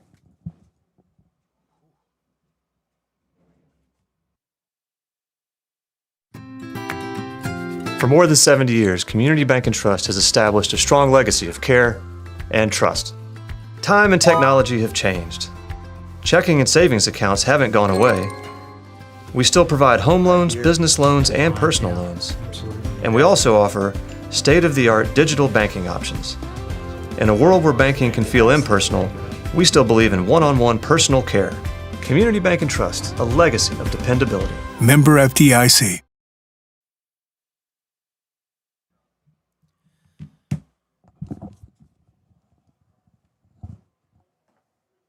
Minute 33 remaining in the 3rd quarter. 3rd and 4 coming up for the Hornets. And they lead it 33-21, a 12-point lead over the Cadets currently. And there's still a lot of football left to be played in only a 2-possession game. Yeah, Connally, we've seen it all year long, but in most of their games, they've never given up. They've shown a lot of fight tonight. And they're still in this game. I mean, if they can get them off the field here, get the ball back, and go down and put points on the board, then they're still in this game. But they really can't afford to give up points right here. Got to come up with some sort of stop. And you know that the Hornets are probably going to go for it because their field goal team has been absolutely dreadful tonight. Pass made on a quick slant to Moore. It falls incomplete, defended well by who else other than Jam Vincent. I think this has probably been Jam's best defensive performance that I've seen in terms of his pass defense in a very long time. Yeah, I think a lot of that is because this Athens team is going at him. They're actually throwing. A lot of teams don't even throw his direction. You're right. you You're know? right. They're actually testing him, and Jam Vincent has won more battles than he's lost here tonight for sure. Definitely. 4th down, big time play here for the Connally Cadet defense. They have got to come up with a stop with 1:29. They hand it off to, no, it's a fake to Richardson. Does he get close to the line to gain? It looks like Daniel Hancock thinks that it is a stop, but the official is going to give him the first down. Wow. That right at the yard to gain. David Richardson gets the first down and extends this drive. Not sure about that. I mean, I pretty much think the officials have stayed out of the game for most of the time, but that was a iffy spot. Shotgun formation, and it is going to be a design rollout. Richardson goes to the end zone, and it falls incomplete. C.J. Evans in coverage. The intended receiver was Javian Taylor. Cadet defense is just, they're kind of in that bend, don't break, but they really need to get this Hornets team off the field. Well, I'm surprised the Hornets didn't try running it there on that first down play, but fortunately enough for the Connally Cadets, they try to go to the end zone and get a quick score. It falls incomplete. Richardson hands it this time to Taylor. Taylor breaks the tackle, and Taylor just runs through Christian Gonzalez and walks into the end zone after a nasty stiff arm. Touchdown Hornets, and their lead just got bigger. Gonzalez came up there with no fear, man. But like we were saying earlier, that young man just outweighs him by a good 30, 40 pounds. And it was just, that was just trying to stop a mountain right there. He did what he could do, but he couldn't bring him to the ground. 17-yard touchdown run by Jabori Taylor. Trying to attempt another extra point. This time it is good and extending the lead, 40-21. Hornets starting to run away with this one. We'll come back.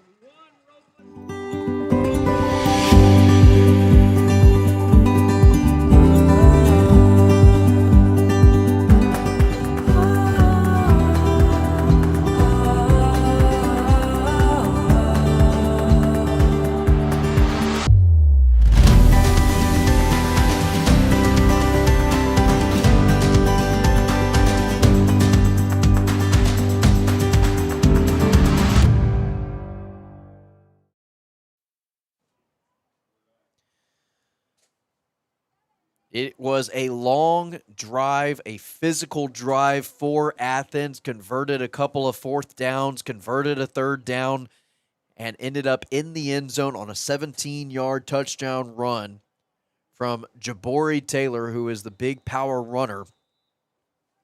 And he gets into the end zone with 1:05 remaining in the 3rd quarter of play to extend the Hornets' lead 40-21, a 19-point lead.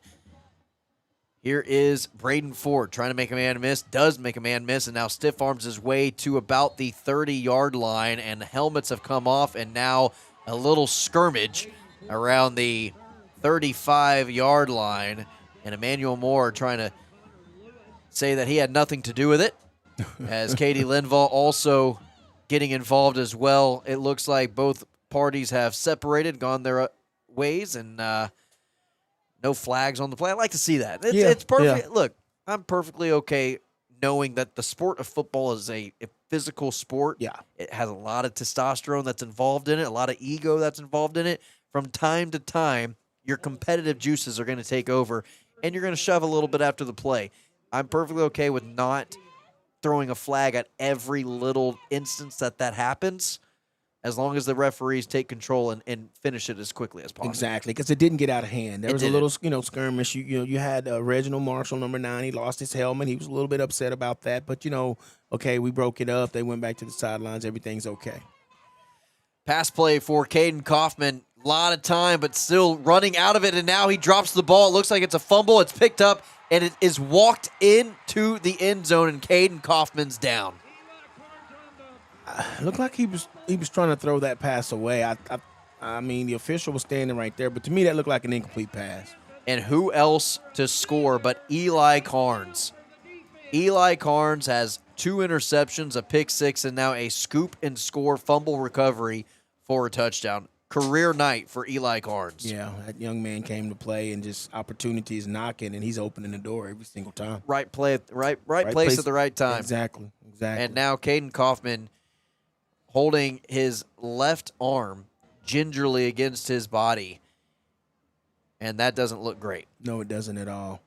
I don't know if it's his arm, if it's his ribs, because he got an injury. He had a bit of a rib issue, or was holding on to his ribs a week ago, and I don't know if this is just an added bruised rib injury that he had the following week against Alvarado, but is definitely looking to be in a ton of pain as he slowly walks off towards the sideline. But Eli Carnes gets the scoop and score, his second defensive touchdown of the night, and this game has blown wide open in favor of the Athens Hornets. We'll be right back. Tough Shed is #1 for a reason. We started building sheds in 1981. Most of them are still standing. That's because our sheds are made to last right here in the USA. Customize yours to get exactly what you want. Then we deliver and install for you. With finance and payment options, you might be surprised at how affordable a Tough Shed is. Design your dream shed or garage at toughshed.com and visit our Waco showroom located at 7705 Woodway Drive near Santa Fe Drive. Dream, design, deliver, install. Tough Shed.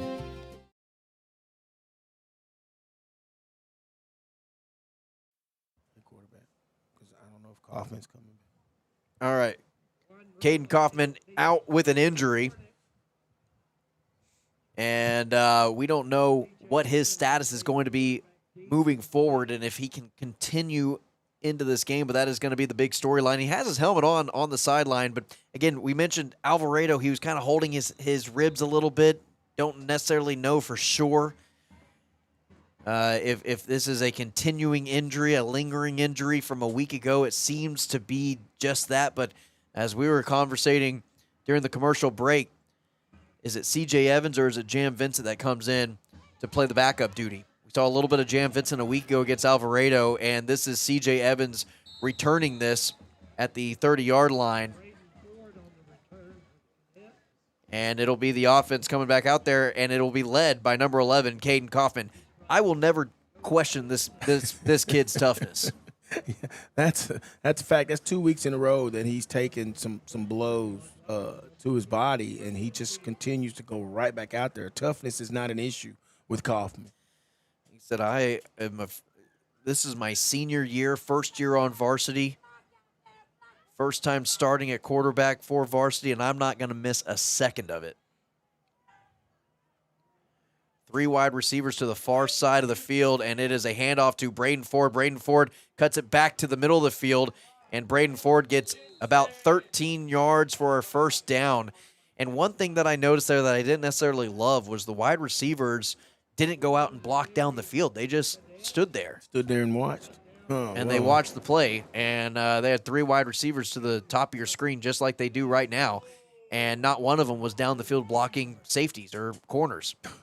You do that, and you never know. He may pop one loose. Exactly. You've always got to be down the field, ready to go. Right. Jam Vincent in motion, and it is Braden Ford who gets the carry. Braden Ford gets maybe 4 yards on the carry, and now it looks like a heavy dose of the run game to start this drive off for the Connally Cadets. This is what I was looking for when it came out in the third quarter. It was mix in some of that with the passing game. And that's going to do it for the third quarter of play. It was a 24-point quarter scored for the Athens Hornets, 47-21 going into the fourth quarter of play. Connally does have the ball, and if they're going to do something, they've got to do it now. We'll be right back. For more than 70 years, Community Bank and Trust has established a strong legacy of care and trust.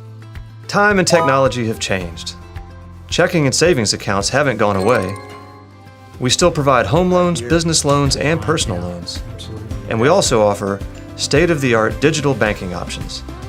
In a world where banking can feel impersonal, we still believe in one-on-one personal care. Community Bank and Trust, a legacy of dependability. Member FDIC.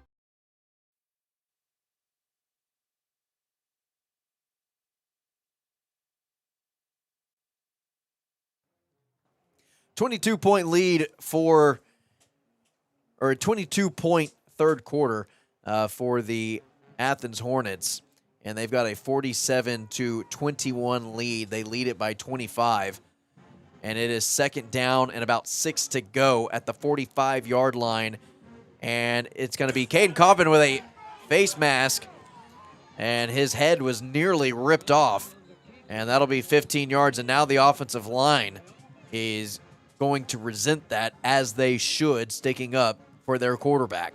That's the kind of stuff you want to see when your quarterback's getting, mishandled or manhandled like that. You want to see the offensive lineman stand up and say, "Hey, bud, you're not going to do that." Oh yeah, you'll take a 15-yarder to Definitely. protect your quarterback. Now, I'm glad they didn't get a 15-yarder, because they will get a face mask added onto the end of that run, an automatic first down for the Connally Cadets. Now inside Athens territory. Looks like it's going to be around the 36 to 37-yard line. We'll see where they officially mark this thing. Right at the 38-yard line. 38-yard line. So 1st and 10. I'll tell you what, that Caden Kaufman, he gets beat up every game, and he comes back for more. He must be a glutton for punishment, because he gets abused just about every game. End around, wide receiver pass, but Jan Vincent's going to hold on to it and take it upon himself to run that thing. And he had KD Linville wide open down the field, not a single defender around KD.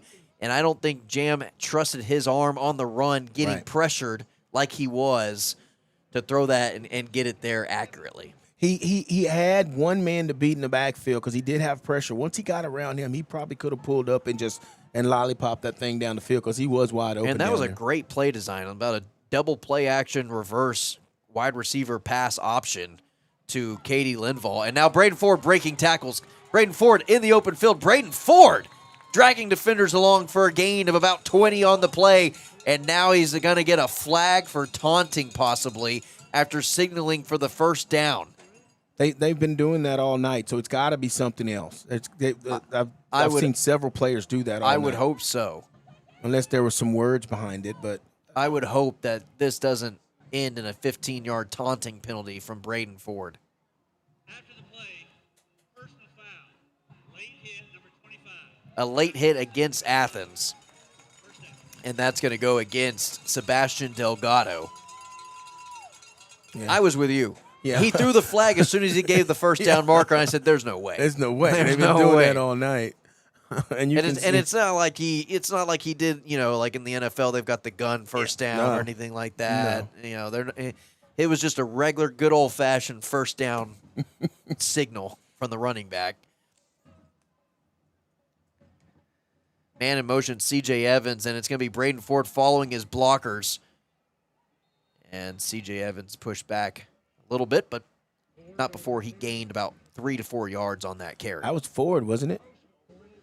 Yeah, that's Ford with the rock. Interesting enough, correct me if I'm wrong, but Ford has carried the ball every single time. There hasn't been a player in the backfield that's carried the ball aside from him at the running back position. Running back, now, we have had Jam Vincent have a couple carries and whatnot, but yes, at the running back position, for Sean Richardson or Javion King have not touched the ball. It is a jump ball to Jam Vincent. He nearly climbs the ladder, can't bring it in, but man, he really got up there to try to bring that down. Fingers touched the ball, just unable to haul it in for the touchdown. The fact that he got his hands on that was actually pretty extraordinary. I mean, he was covered. In coverage was Jarian Lee Brown. And I would almost go right back to that play. Yeah. It seemed like Jam could bring that thing down. KD Linville at the bottom of your screen. All by himself. He's got one man. Look at him. And it is another pass to Jam Vincent. This time it's caught for the touchdown. He had to climb up and get that one as well. But Caden Kaufman delivers a strike in the end zone, and it's a Builders Connally Cadet touchdown. Looks like they're going for two there. That's a perfect play, because when you get Jam Vincent out on the edge like that and he runs a slant, it's very, very hard to defend that due to the fact that the young man is fast and he can jump. And you can see Kaufman just kind of left it up a little bit higher, knowing that Vincent could climb the ladder and go up there and get that ball. So that was a very well-designed play, but it was also a better pass. Going for two and another pass to Vincent. This one high over the outstretched hand of Jam Vincent, and it'll be incomplete. 2-point conversion fails, and still some jawing going back and forth. I actually like to see the sophomore get involved a little bit there at the right tackle spot. That was Josiah Thompson. We've talked about how he just needs to put on a little bit more muscle. He's kind of a string bean out there, but man, holding his own, protecting his teammates. Again, I don't mind a little bit of chippiness there, here and there, as long as it's within the rules, but going back and forth with your opponent, that's all part of the game. But I like to see the sophomore starting to kind of fill that role a little bit. Well, he was kind of thrust into this, and correct. It seemed like from game one to this game, he's shown growth. He originally it seemed like he was getting kind of pushed around. It was bright lights for him, but now he's starting to just wear it. Yeah, hold his own a little bit. Hold his own yeah. and like, look, okay, I know what I got to do now. I'm fixing to play ball. I'm not about to get pushed around anymore. I'm about tired of it. Exactly. And I like to see that from the young man. Again, he needs to put on a little bit of muscle. He's not going to do that during the regular season. He'll have a chance to really put on his weight in the offseason. And I'll be curious to see what Josiah Thompson's future looks like here for the Connally Cadets. Well, there's several young men that they've had to just kind of put out there early, a little bit earlier than they wanted to. And he's got great height. He just needs the bulk. Weight. Yeah, just needs some bulk. 10 minutes, 30 seconds remain. Cadets trail by 20. It's 47-27. And it is returned at the 20-yard line by Brewer. Brewer makes a man miss and finally brought down by Vashawn Richardson. And good field position yet again. That has been one thing that has been pretty consistent all season long, is the Connally Cadet defense very rarely starts with good field position to start a possession, because it's either special teams allowing a big return or the offense getting a turnover on downs or committing a turnover in another form that gives the opposing offense good field position to start their drives. You know, that's something that, like, you're right. And it's almost like they picked that up from last season, because I remember last season they would always seem to start in a hole, but that defense would do what they could to try to fight back against that. And it puts a lot of pressure on your defense. It really does. You get 20 yards and then you're already almost inside the red zone. So here it's going to be David Richardson along with Charlie Kaiser in the backfield. And it'll be a pass play from Richardson down the field on the double pump, and he's got it completed. Touchdown. A huge play to Julius Brewer on the double move. Frees him up for the score. And as soon as the Connally Cadets get down the field and score, the Athens Hornets answer with one of their own. 50-yard touchdown pass. The double move was just it's like they've been setting that up all night long. Yeah. They've been running those little pops and those little screens out to the sideline over there and picking up yards, and immediately the defensive back just bit, and he was wide open. I mean, I could have thrown that pass. I mean, he was wide open. He just kind of walks into the end zone. So the Connally defense allows 70 a week ago to Alvarado. They have allowed 54 here tonight with 10 minutes and 20 seconds remaining in the fourth quarter of play. We'll be right back.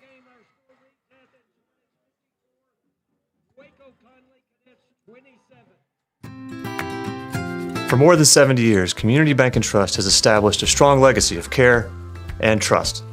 Time and technology have changed. Checking and savings accounts haven't gone away. We still provide home loans, business loans, and personal loans.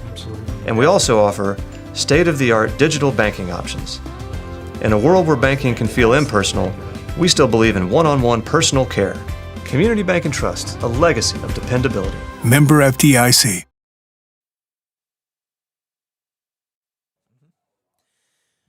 54-27 is the score with 10 minutes, 20 seconds remaining in this game, and David Richardson has 4 touchdown passes. Tack on that with 2 defensive touchdowns from the Hornets defense, and both of those coming from Eli Carnes, who has had an excellent game on the defensive side of the ball for the Hornets tonight.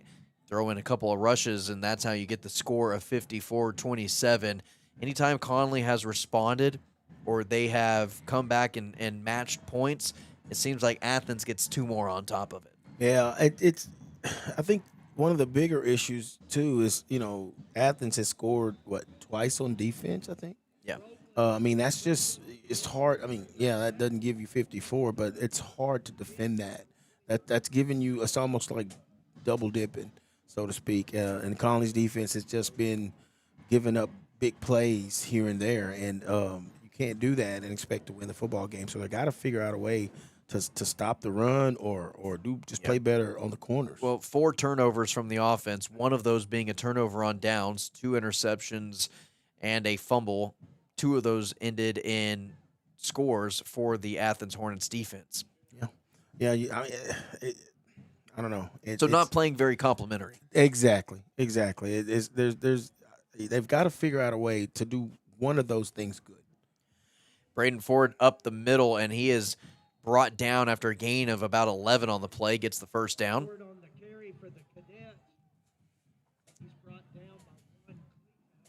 Slow to get up is a Hornets defender. I believe that is Juan Coletto.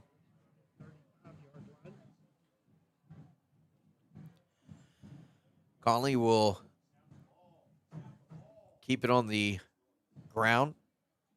And this time it is a pass play out wide to Ty Brown. Ty Brown makes a man miss, goes out of bounds just shy of the yard to gain for the first down, but gains about 7 on first down and sets up second down to be a little bit easier to gain. It's almost like they're giving Connally the edges like that because they're swarming to the ball and they're not letting them break any tackles. Yeah, the defense isn't applying a ton of pressure at the line of scrimmage. There is a flag on the play pre-snap.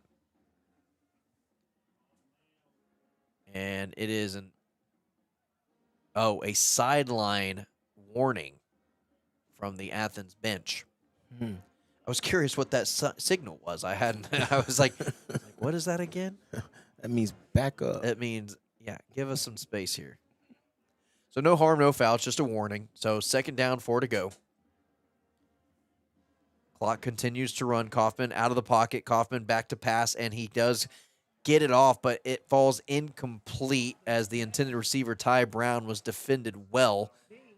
And it falls to the turf. That was defended by Satchel Williams at safety. Wasn't a bad play or even a bad pass, but it's just the Williams kind of played through Brown and was able to dislodge that ball. High snap over the head of Kaufman, and Kaufman has to jump on it, and Kaufman does recover it. But, man, a bad snap there. Again, it's the untimely shoot yourself in the foot type of plays for the Connally Cadets that have just plagued them all season long, whether it be a penalty, whether it be a turnover, whether it be something like that. And it always seems to come on a 3rd and 2, where you could at least go for it on 4th down if you didn't convert, but now you're forced to punt. Yeah, miscues are bad anyway you get them, but they seem to get them at the most inopportune time. Absolutely. I mean, it's just always the worst time for them to have something like that And happen. like you said, it never happens at a good time, right? But it's always on the 3rd down. It's never on 1st down when you're at your own 5-yard line and you're only pushed back to your 15. Exactly. And a low snap, this time bounces to the punter, Martinez-Tellez, and he gets a one-hopper returned at the 30-yard line. And this is Moore off and running. Moore could return this one. Moore gets brought down by the punter. Love to see it. Alan Martinez-Tellez gets the tackle. And I believe that's his first recorded tackle. And he gets a little dap up from the defensive lineman, Bryson Sparkman, who has had a decent game here tonight as well. But that doesn't stop the Hornets from starting off at the Connally Cadets 25-yard line. Again, if you're just now joining us, 54-27 is the score. 8 minutes, 39 seconds remain in this game. Hornets with the lead. Hornets with the ball deep inside Connally territory, and a timeout called. We'll take it with them.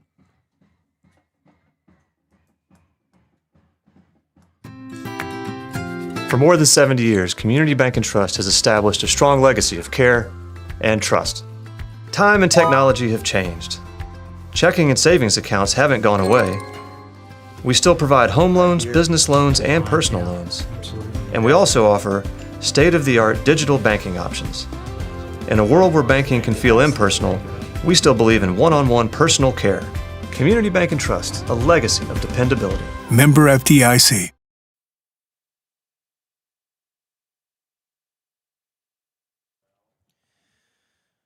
Following the timeout, still two teams huddled up on their respective sidelines. And at the end of the day, Coach Garrick had mentioned to us that the one thing that he has been consistently impressed about this team is no matter the heartbreaking loss to Grandview at the final seconds of the game or the blowout against Alvarado, and now obviously this game, and we see it on the field going on currently, playing out in front of us, this team does not quit. And they haven't quit on the season, and they still give 110% on each and every play. Richardson passed to the end zone, and that looks like it is brought in and caught for the score.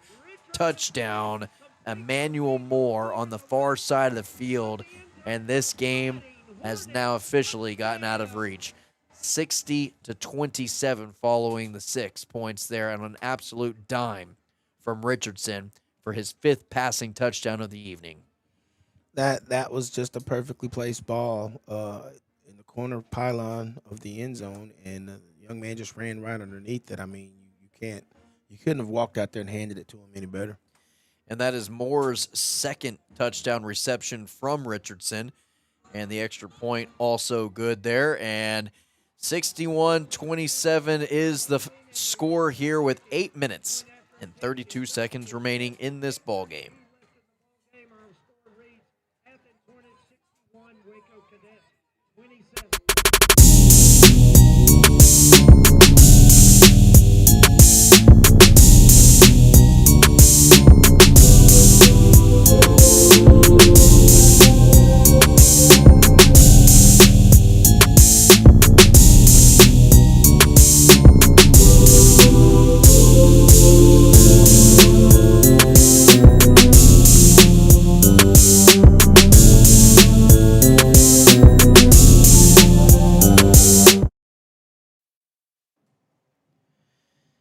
And it has been all Hornets in this second half of play as Athens now extends their lead 61-27 at halftime. D, it was 25-21. And it is now 61-27. They found something at halftime. And you know how we had mentioned Coach Garrick probably in the locker room said, look, guys, if we stop shooting ourselves in the foot and we play our game, we're winning this game. It seems like the message was eerily similar in the home locker room. Yeah, they figured out some things. I think they actually just stopped trying to be so cute. You kind of mentioned that. And just got back to, okay, we're just going to ground and pound. And then when Connally starts paying attention to the ground and pound, then we're going to just throw it right over. Go over the top. David Richardson has had a heck of a performance here tonight. The senior quarterback, 5 touchdown passes.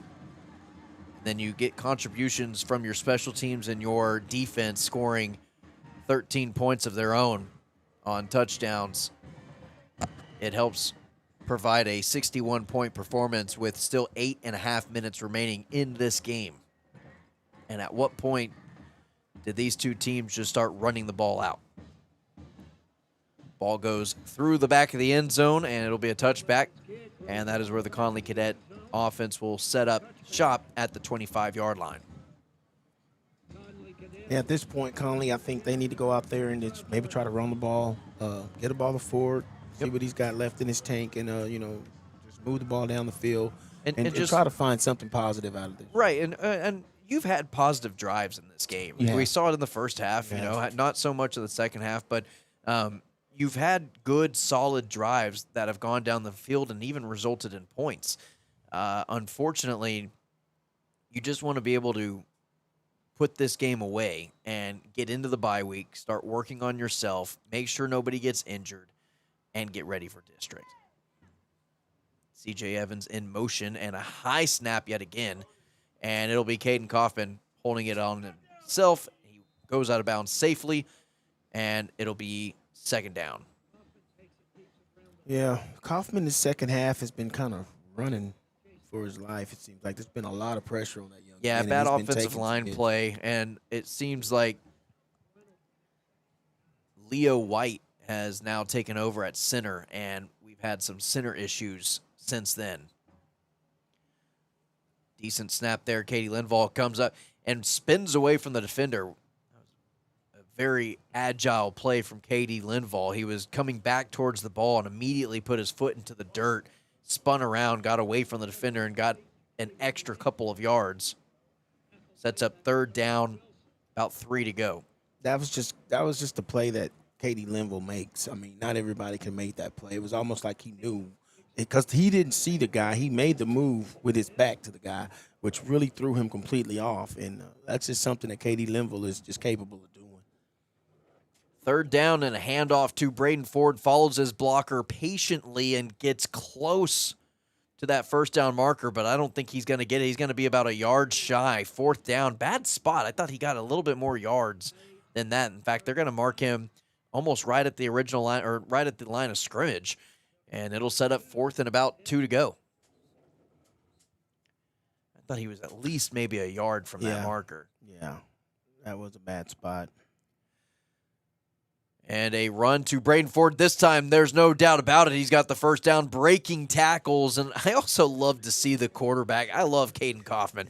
He's over there trying to block for him, and he's down the field. He's about 15 yards down the field himself trying to follow Braden Ford. That's a tough young man with no quit in him. I mean, he takes the licks, but he gets right back up, and he just continues to lead this team. So first down sets up 1st and 10, and a deep ball in double coverage, and it is brought in, caught. What a throw, what a catch. Jam Vincent on the sideline. He put that ball where only Jam Vincent could catch it. There were 2 defenders around Vincent, and he dropped it in a bucket right there, and Vincent just catches it and just meanders right out of bounds. That was a nice ball by Caden Kaufman. Gets it just inside the 25-yard line at the 24. And this game is under 7 minutes to play, and yet the Cadets, whether this game is out of reach or not, still trying to get down the field and put points on the board of their own. Braden Ford to the outside on a right tackle handoff, and he's brought down, tackled by Jaqueline Sims. Ford is still running hard. I mean, you can tell that young man felt bad, I guess, about not being able to play last week, and he's trying to make up for it because he's carried the ball just exclusively for the Connally Cadets out of the backfield. And we talked to him. He said, look, man, if this was the state championship game, I probably would be out there trying to play and tough it out. But, the circumstances were, and the coaches agreed, too, that why risk furthering this injury more than it needs to be. Exactly. Run up the middle from Caden Kaufman, and he's brought down shy of the first down marker, but he's close, about a yard away, so that will set up a third down. The fact that Kaufman is still running the ball this late in the game after, taking the licks he's taken is showing his toughness. I mean, he just has no quit in him. I mean, and that right there, that's the whole attitude of this Connally Cadet football team. Press coverage for Katie Linval, and it is going to go to Katie Linval. And it falls incomplete, but a late hit on the quarterback. No flag thrown. And I think he was maybe blocked into him. Romero Garcia stepped on the back ankle on the heel of your quarterback, Caden Kaufman. Comes up a little hobbly, but nonetheless, 4th and 2 after the incomplete pass intended to Katie Linval.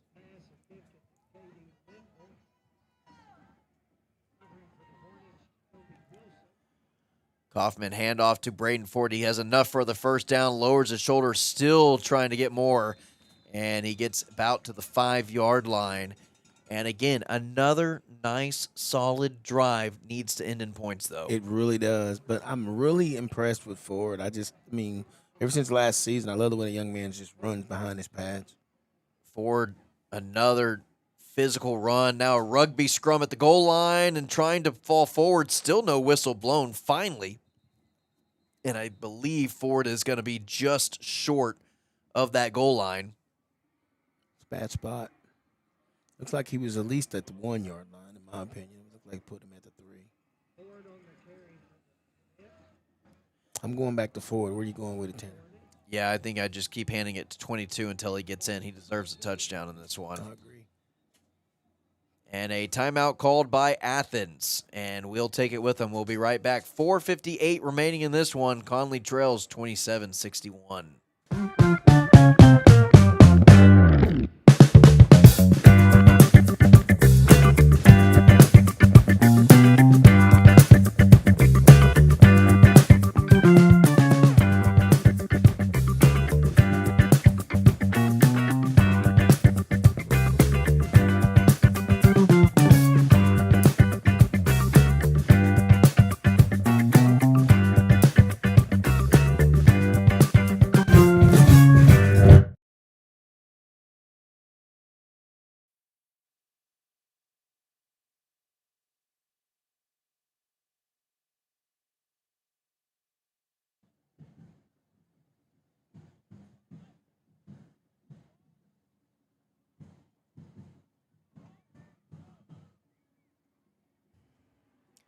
Coming out of the timeout, Athens now with 1 remaining in this game, just under 5 minutes to play. And it is the Connally Cadets' second down on the 1-yard line. I really marked it 2-yard line. And they have Vashon King along with Braden Ford in the backfield. King in motion, and Ford has a walk-in touchdown. A Bam Builders Connally Cadets score, and that makes it 33-61. 2 scores in the second half now. You are building upon something. Yeah, this game out of reach, but at least on that drive you can go back. Hey, here are some plays that worked. Here's exactly how you need to run it. We want drives that look like this. Don't shoot yourself in the foot. We can have games that look consistently like that, because I really think this offense is capable of putting up 50 points whenever you need them to. Unfortunately, the defense has to figure out allowing it back-to-back weeks, 70-burger, 60-burger. They got to figure something out on the defense side of the ball. That's definitely a key. They've got to figure that out, and I think a lot of it may have to do with the fact that the defense is just on the field so much. When your offense is throwing pick sixes or you're going 3 and out, and your defense is back out there, they're tired.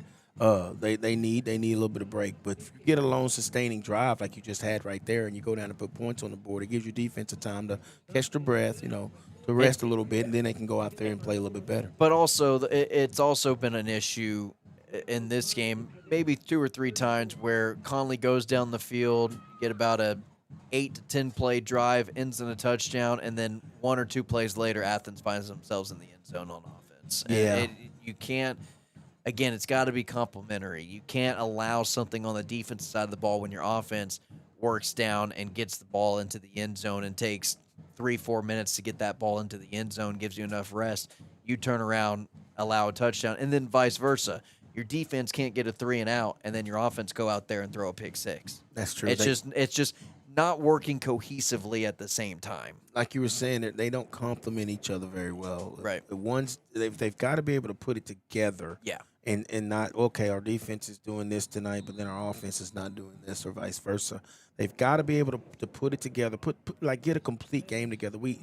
You understand that there's going to be penalties here and there. There are going to be bad plays, but you got to be able to overcome that. This team they've shown the ability to overcome bad plays, but they've got to be able to put together a whole game.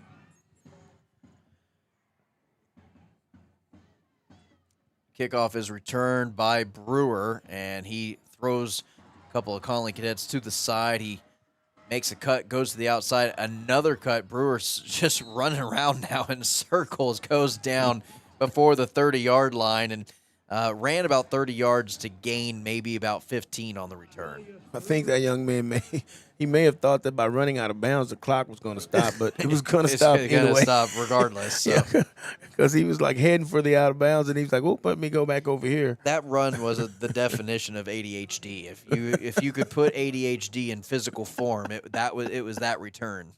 A lot of overthinking, not a lot of production. Not a lot of production. It's like a fidget spinner. Yeah, it was all over the place. It really looked like a hornet. It was just really all over the place. Yeah, and again, kind of just didn't really get very far.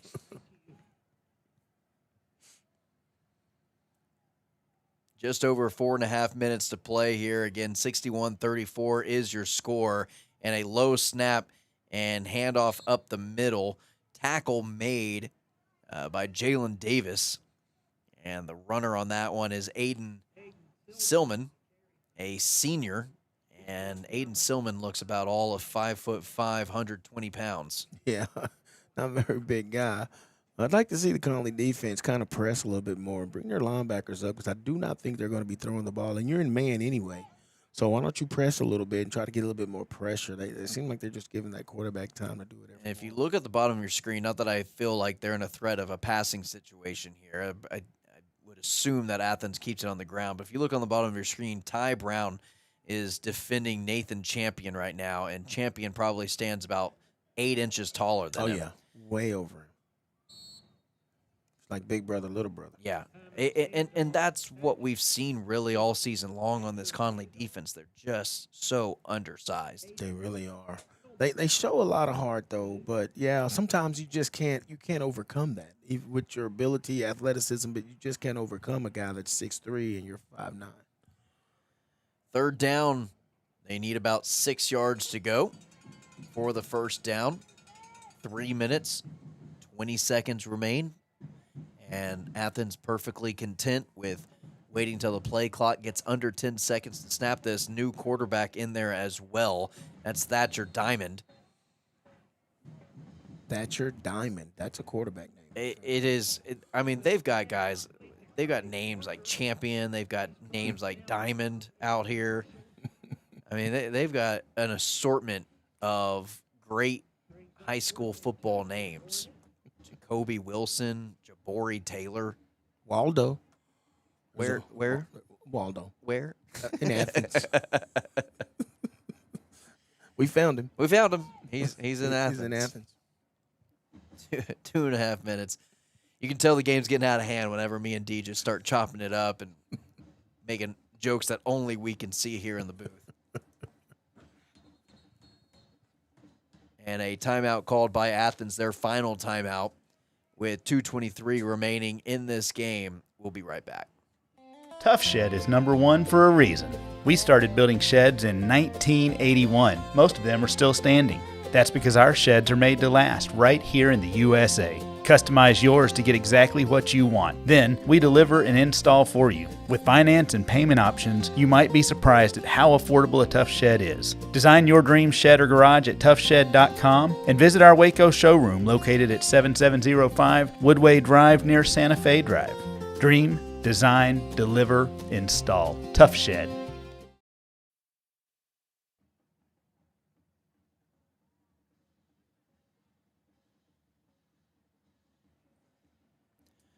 Coming out of the timeout, Athens back out onto the field. A couple of backup players for both of these two teams showing some of their depth. And Diamond in at quarterback. Got Aiden Silman at running back. And a flag thrown. And this is also bound to happen whenever you've got backups playing. Is penalties. Most definitely. These young people don't get that opportunity, and they're a little nervous, but you got to get. I'd rather get it out right here than maybe in a well, the experience for a team like Athens, who is going to be playoff bound. Oh, definitely. You get guys already playing real live reps under the lights on Friday night, no matter what the score is. It's going to benefit them in the future at some point in time. Definitely. And when you have a team with traditions of going to the playoffs, you add extra practice every year when you go 3 and 4 rounds deep. So a little pop over the top, and it is completed to Marvin Lyons. And Thatcher Diamond completes his first pass of the evening to Lyons, and it ends up being a first down for about 25 yards. It was wide open. If Lyons could have stayed on his feet, he's walking into the end zone about now because that's a big boy. Oh, yeah. It's going to take him a minute. It's going to take him a minute. But he would have been there. He would have got there. He wasn't a defender around him for about 20 yards. And now another timeout is taken, this time from Coach Garrick. and the Connally Cadets. Again, we'll take another quick timeout. We'll be right back with them.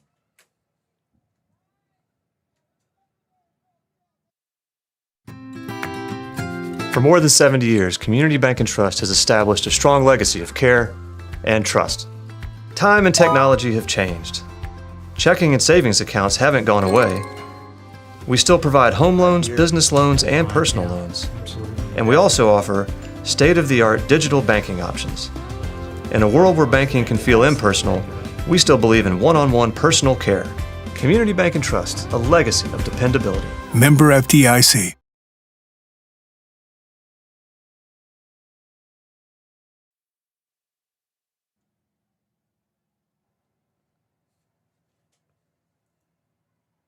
Coach Garrick wanted a word with some of his backups, make sure that they knew their assignments and they were staying disciplined. Again, it's a coaching moment here for this coaching staff to work with some players who don't typically get a lot of playing time.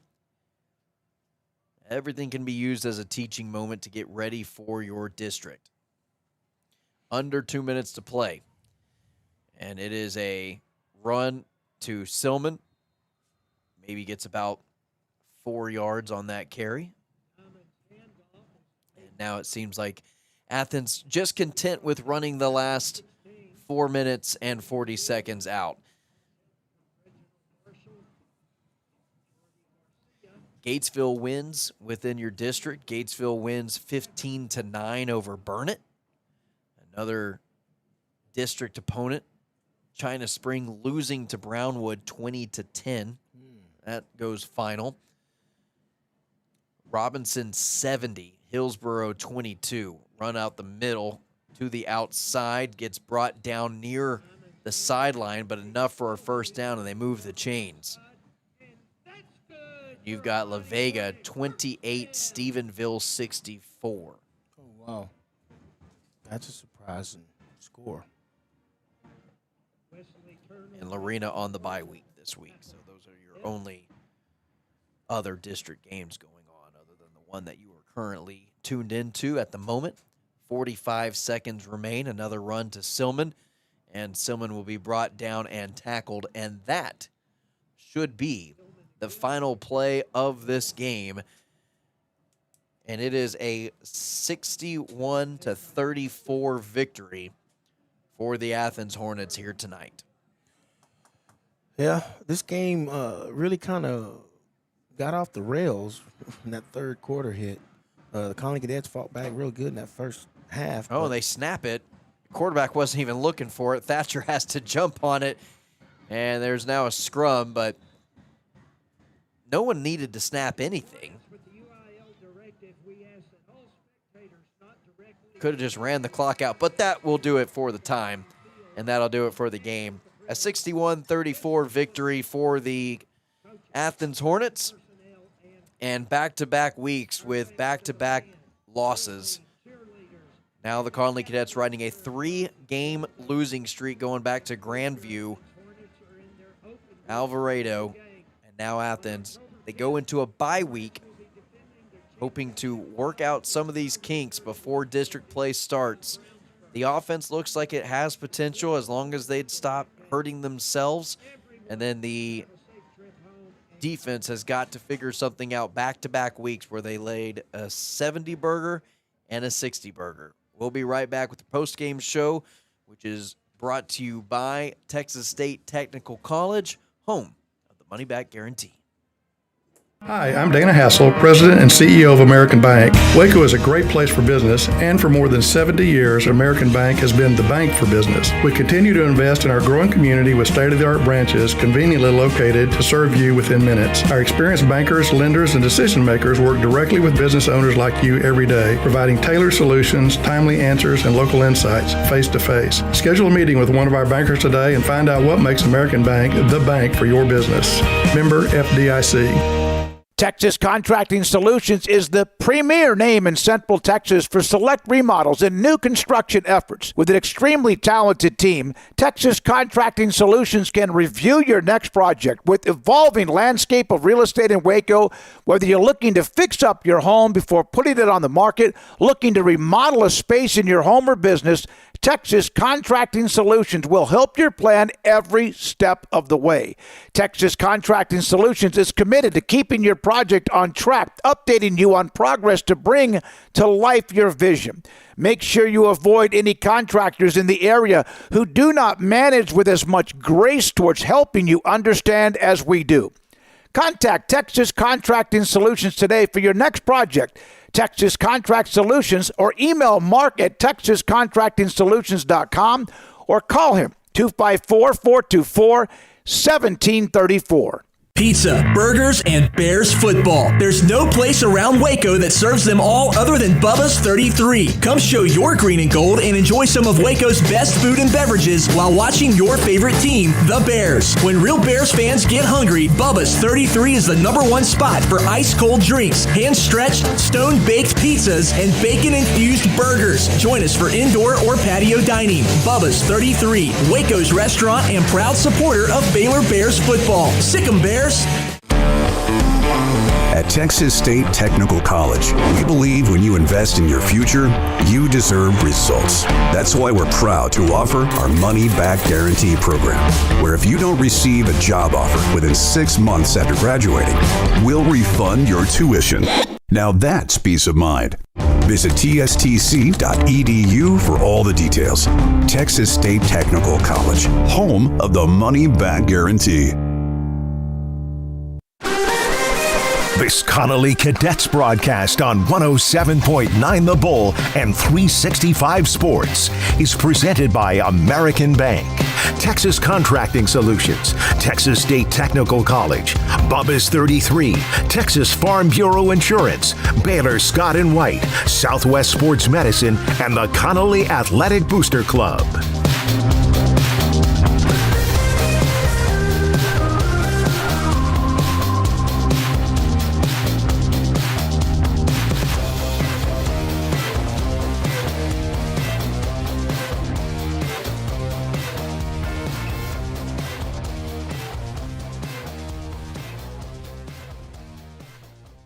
Hi, I'm This is the Waco Connally postgame show presented to you by Texas State Technical College, home of the money back guarantee. The Connally Cadets lose this one 61-34 in Athens, and they will go into the bye week riding a 3-game losing streak before they go into district play, where they will take on the China Spring Cougars.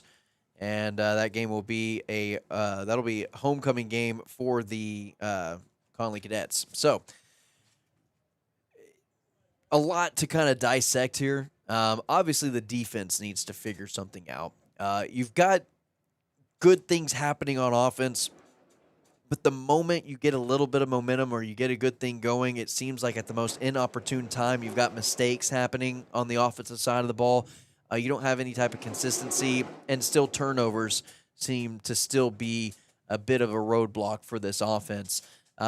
Getting turnovers on the defensive side of the ball, didn't force one turnover here tonight, and just allowing big plays. I would think forcing the opposing team to at least run 5 to 6 plays, 6-7 plays before allowing a score is crucial for this team's success. You cannot have teams scoring 1-2 plays at a time back to back and just allowing that's how you get 70 points scored on you. That's how you get 61 points scored on you, are the quick hitters.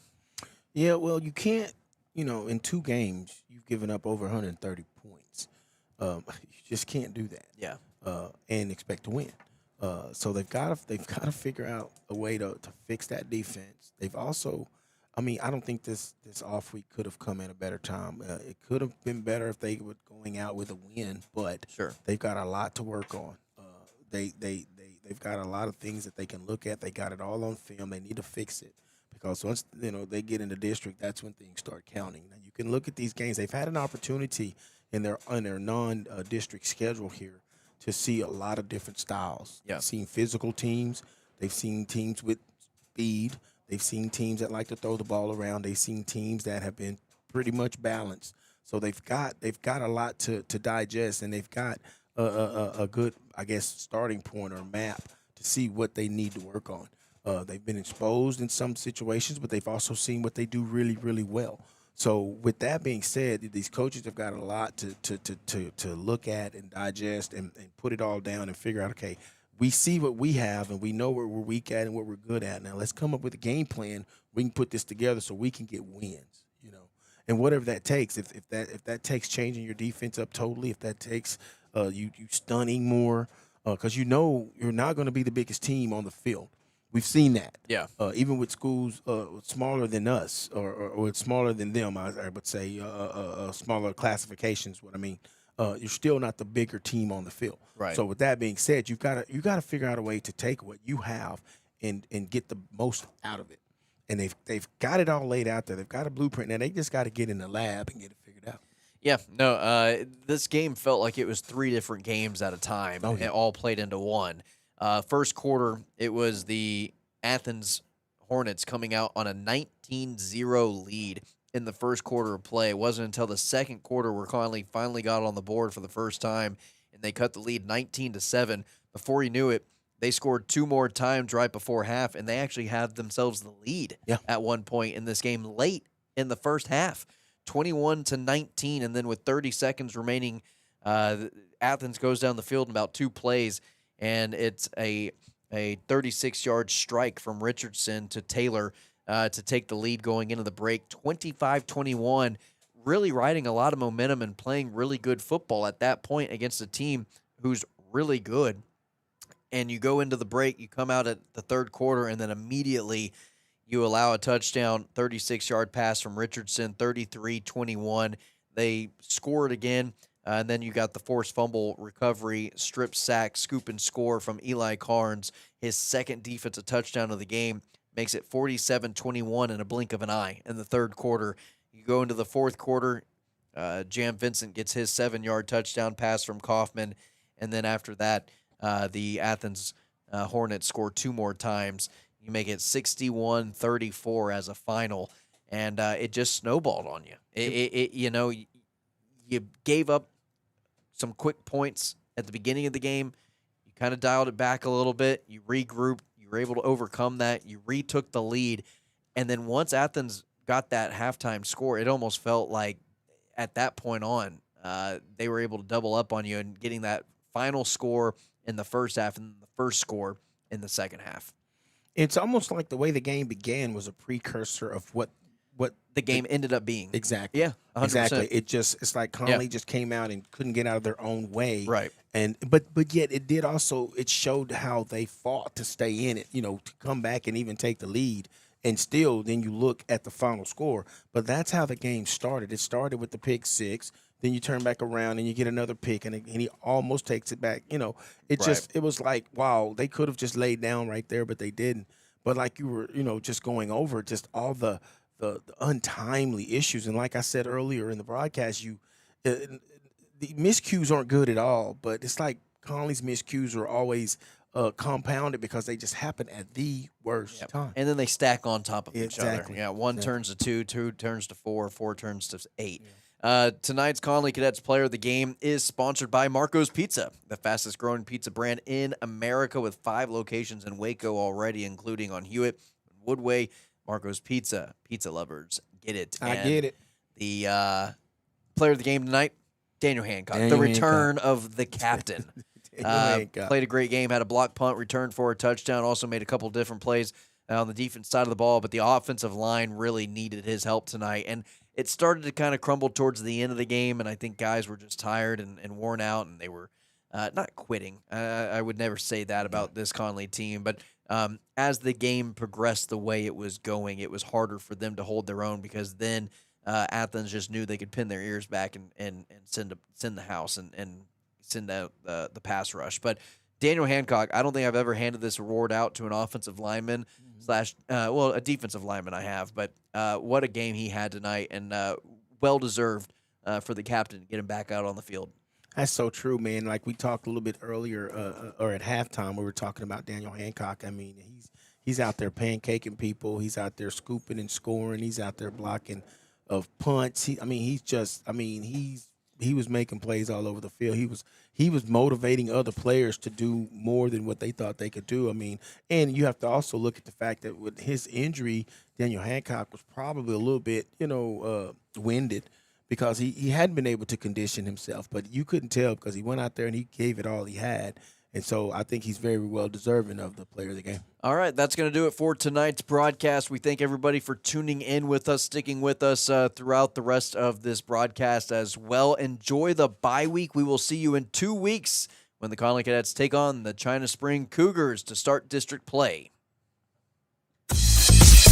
Baylor Scott & White, Southwest Sports Medicine and Orthopedics, the team physicians for Baylor Athletics, specializing in diagnosing and treatment of any and all sport-related injuries. Celebrating over 2 decades of service to Central Texas, they tackle all surgical and non-surgical problems that arise from an active lifestyle. Trust the doctors that Baylor trusts. And when injuries sideline you, don't wait for Monday. Join us at 8:30 on Saturday morning for a post-game injury evaluation clinic. Baylor Scott & White, Southwest Sports Medicine and Orthopedics. We get you back in the game. At Texas State Technical College, we believe when you invest in your future, you deserve results. That's why we're proud to offer our money-back guarantee program, where if you don't receive a job offer within 6 months after graduating, we'll refund your tuition. Now that's peace of mind.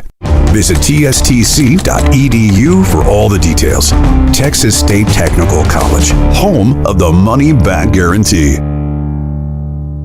At Casa Olay, we're proud to celebrate serving our guests delicious Tex-Mex specialties since 1973. We've been committed to quality and fresh ingredients used in the daily preparation of our menu items. Celebrate with us as we enjoy appetizers, Tex-Mex favorites, enchiladas, burritos, and tacos. You can order online or pick up your favorites at Casa Olay. Takeout, delivery, catering, or enjoy the atmosphere of Casa Olay, serving delicious Mexican food for over 50 years. 725 North Loop 340 in Belmead, or at CasaOlay.com. Hi, I'm Dana Hassel, President and CEO of American Bank. Waco is a great place for business, and for more than 70 years, American Bank has been the bank for business. We continue to invest in our growing community with state-of-the-art branches conveniently located to serve you within minutes. Our experienced bankers, lenders, and decision makers work directly with business owners like you every day, providing tailored solutions, timely answers, and local insights face-to-face. Schedule a meeting with one of our bankers today and find out what makes American Bank the bank for your business.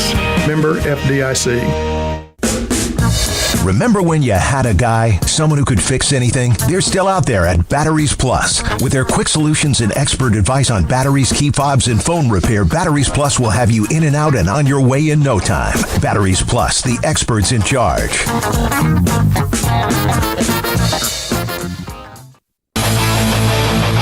This is Connally Cadets Football.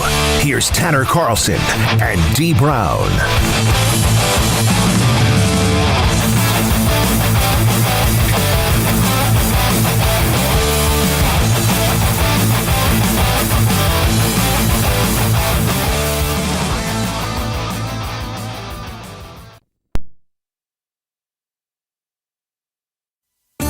There are 26 letters in the alphabet, over 600,000 words in the dictionary, and just 3 of them said together can change everything.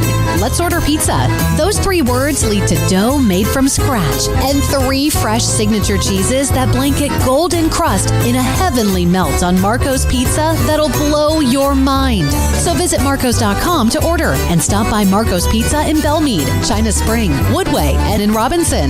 Marco's. Pizza lovers get it. Hi, I'm Dana Hassel, President and CEO of American Bank. Waco is a great place for business, and for more than 70 years, American Bank has been the bank for business. We continue to invest in our growing community with state-of-the-art branches conveniently located to serve you within minutes. Our experienced bankers, lenders, and decision makers work directly with business owners like you every day, providing tailored solutions, timely answers, and local insights face-to-face. Schedule a meeting with one of our bankers today and find out what makes American Bank the bank for your business. Member FDIC. In Texas, there's pea-size hail and baseball-size hail. Guess which one hit our house? We didn't even know where to begin, but we called our Texas Farm Bureau insurance agent, and he was so reassuring. He knew exactly what to do to get our house back into shape and our lives back to normal. Now, we're even more thankful for the roof over our heads. Stop by and see our agents at one of our 3 McLennan County locations. Coverage and discounts are subject to qualifications and policy terms and may vary by... At Sturdy Steel, we build more than grandstands and press boxes. We build the spaces where communities come together.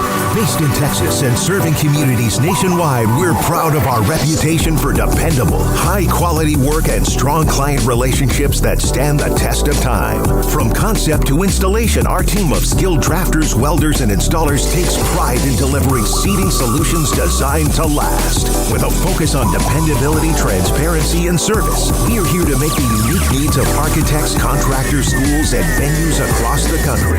We ensure every project is seamless, sturdy, and ready for generations of fans to enjoy. That's Sturdy Steel. This is Connally Cadets football. Here's Tanner Carlson and Dee Brown.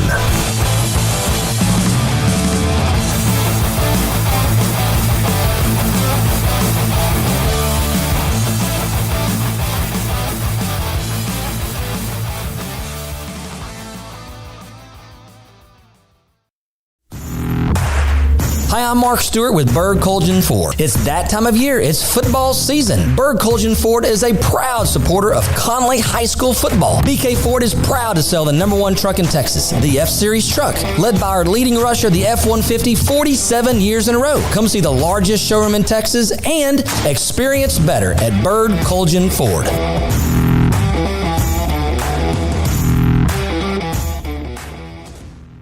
Touchdown for the holidays with First Central Credit Union. This is Joe Betsy Tyler reminding you to use the equity in your home to get your place holiday ready. Tackle debt consolidation or score a big ticket item. It's the perfect play for a festive homecoming. Apply online at firstcentralcu.com and kick off your winning season. Everything we do for you. Some restrictions apply. Equal housing lender. Member NCUA.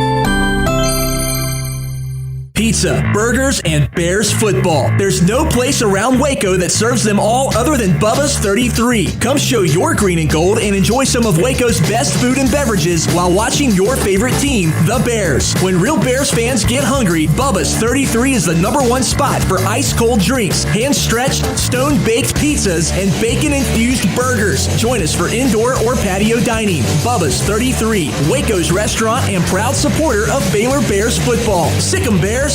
At Casa Olay, we're proud to celebrate serving our guests delicious Tex-Mex specialties since 1973. We've been committed to quality and fresh ingredients used in the daily preparation of our menu items. Celebrate with us as we enjoy appetizers, Tex-Mex favorites, enchiladas, burritos, and tacos. You can order online or pick up your favorites at Casa Olay. Takeout, delivery, catering, or enjoy the atmosphere of Casa Olay, serving delicious Mexican food for over 50 years. 725 North Loop 340 in Belmead, or at CasaOlay.com.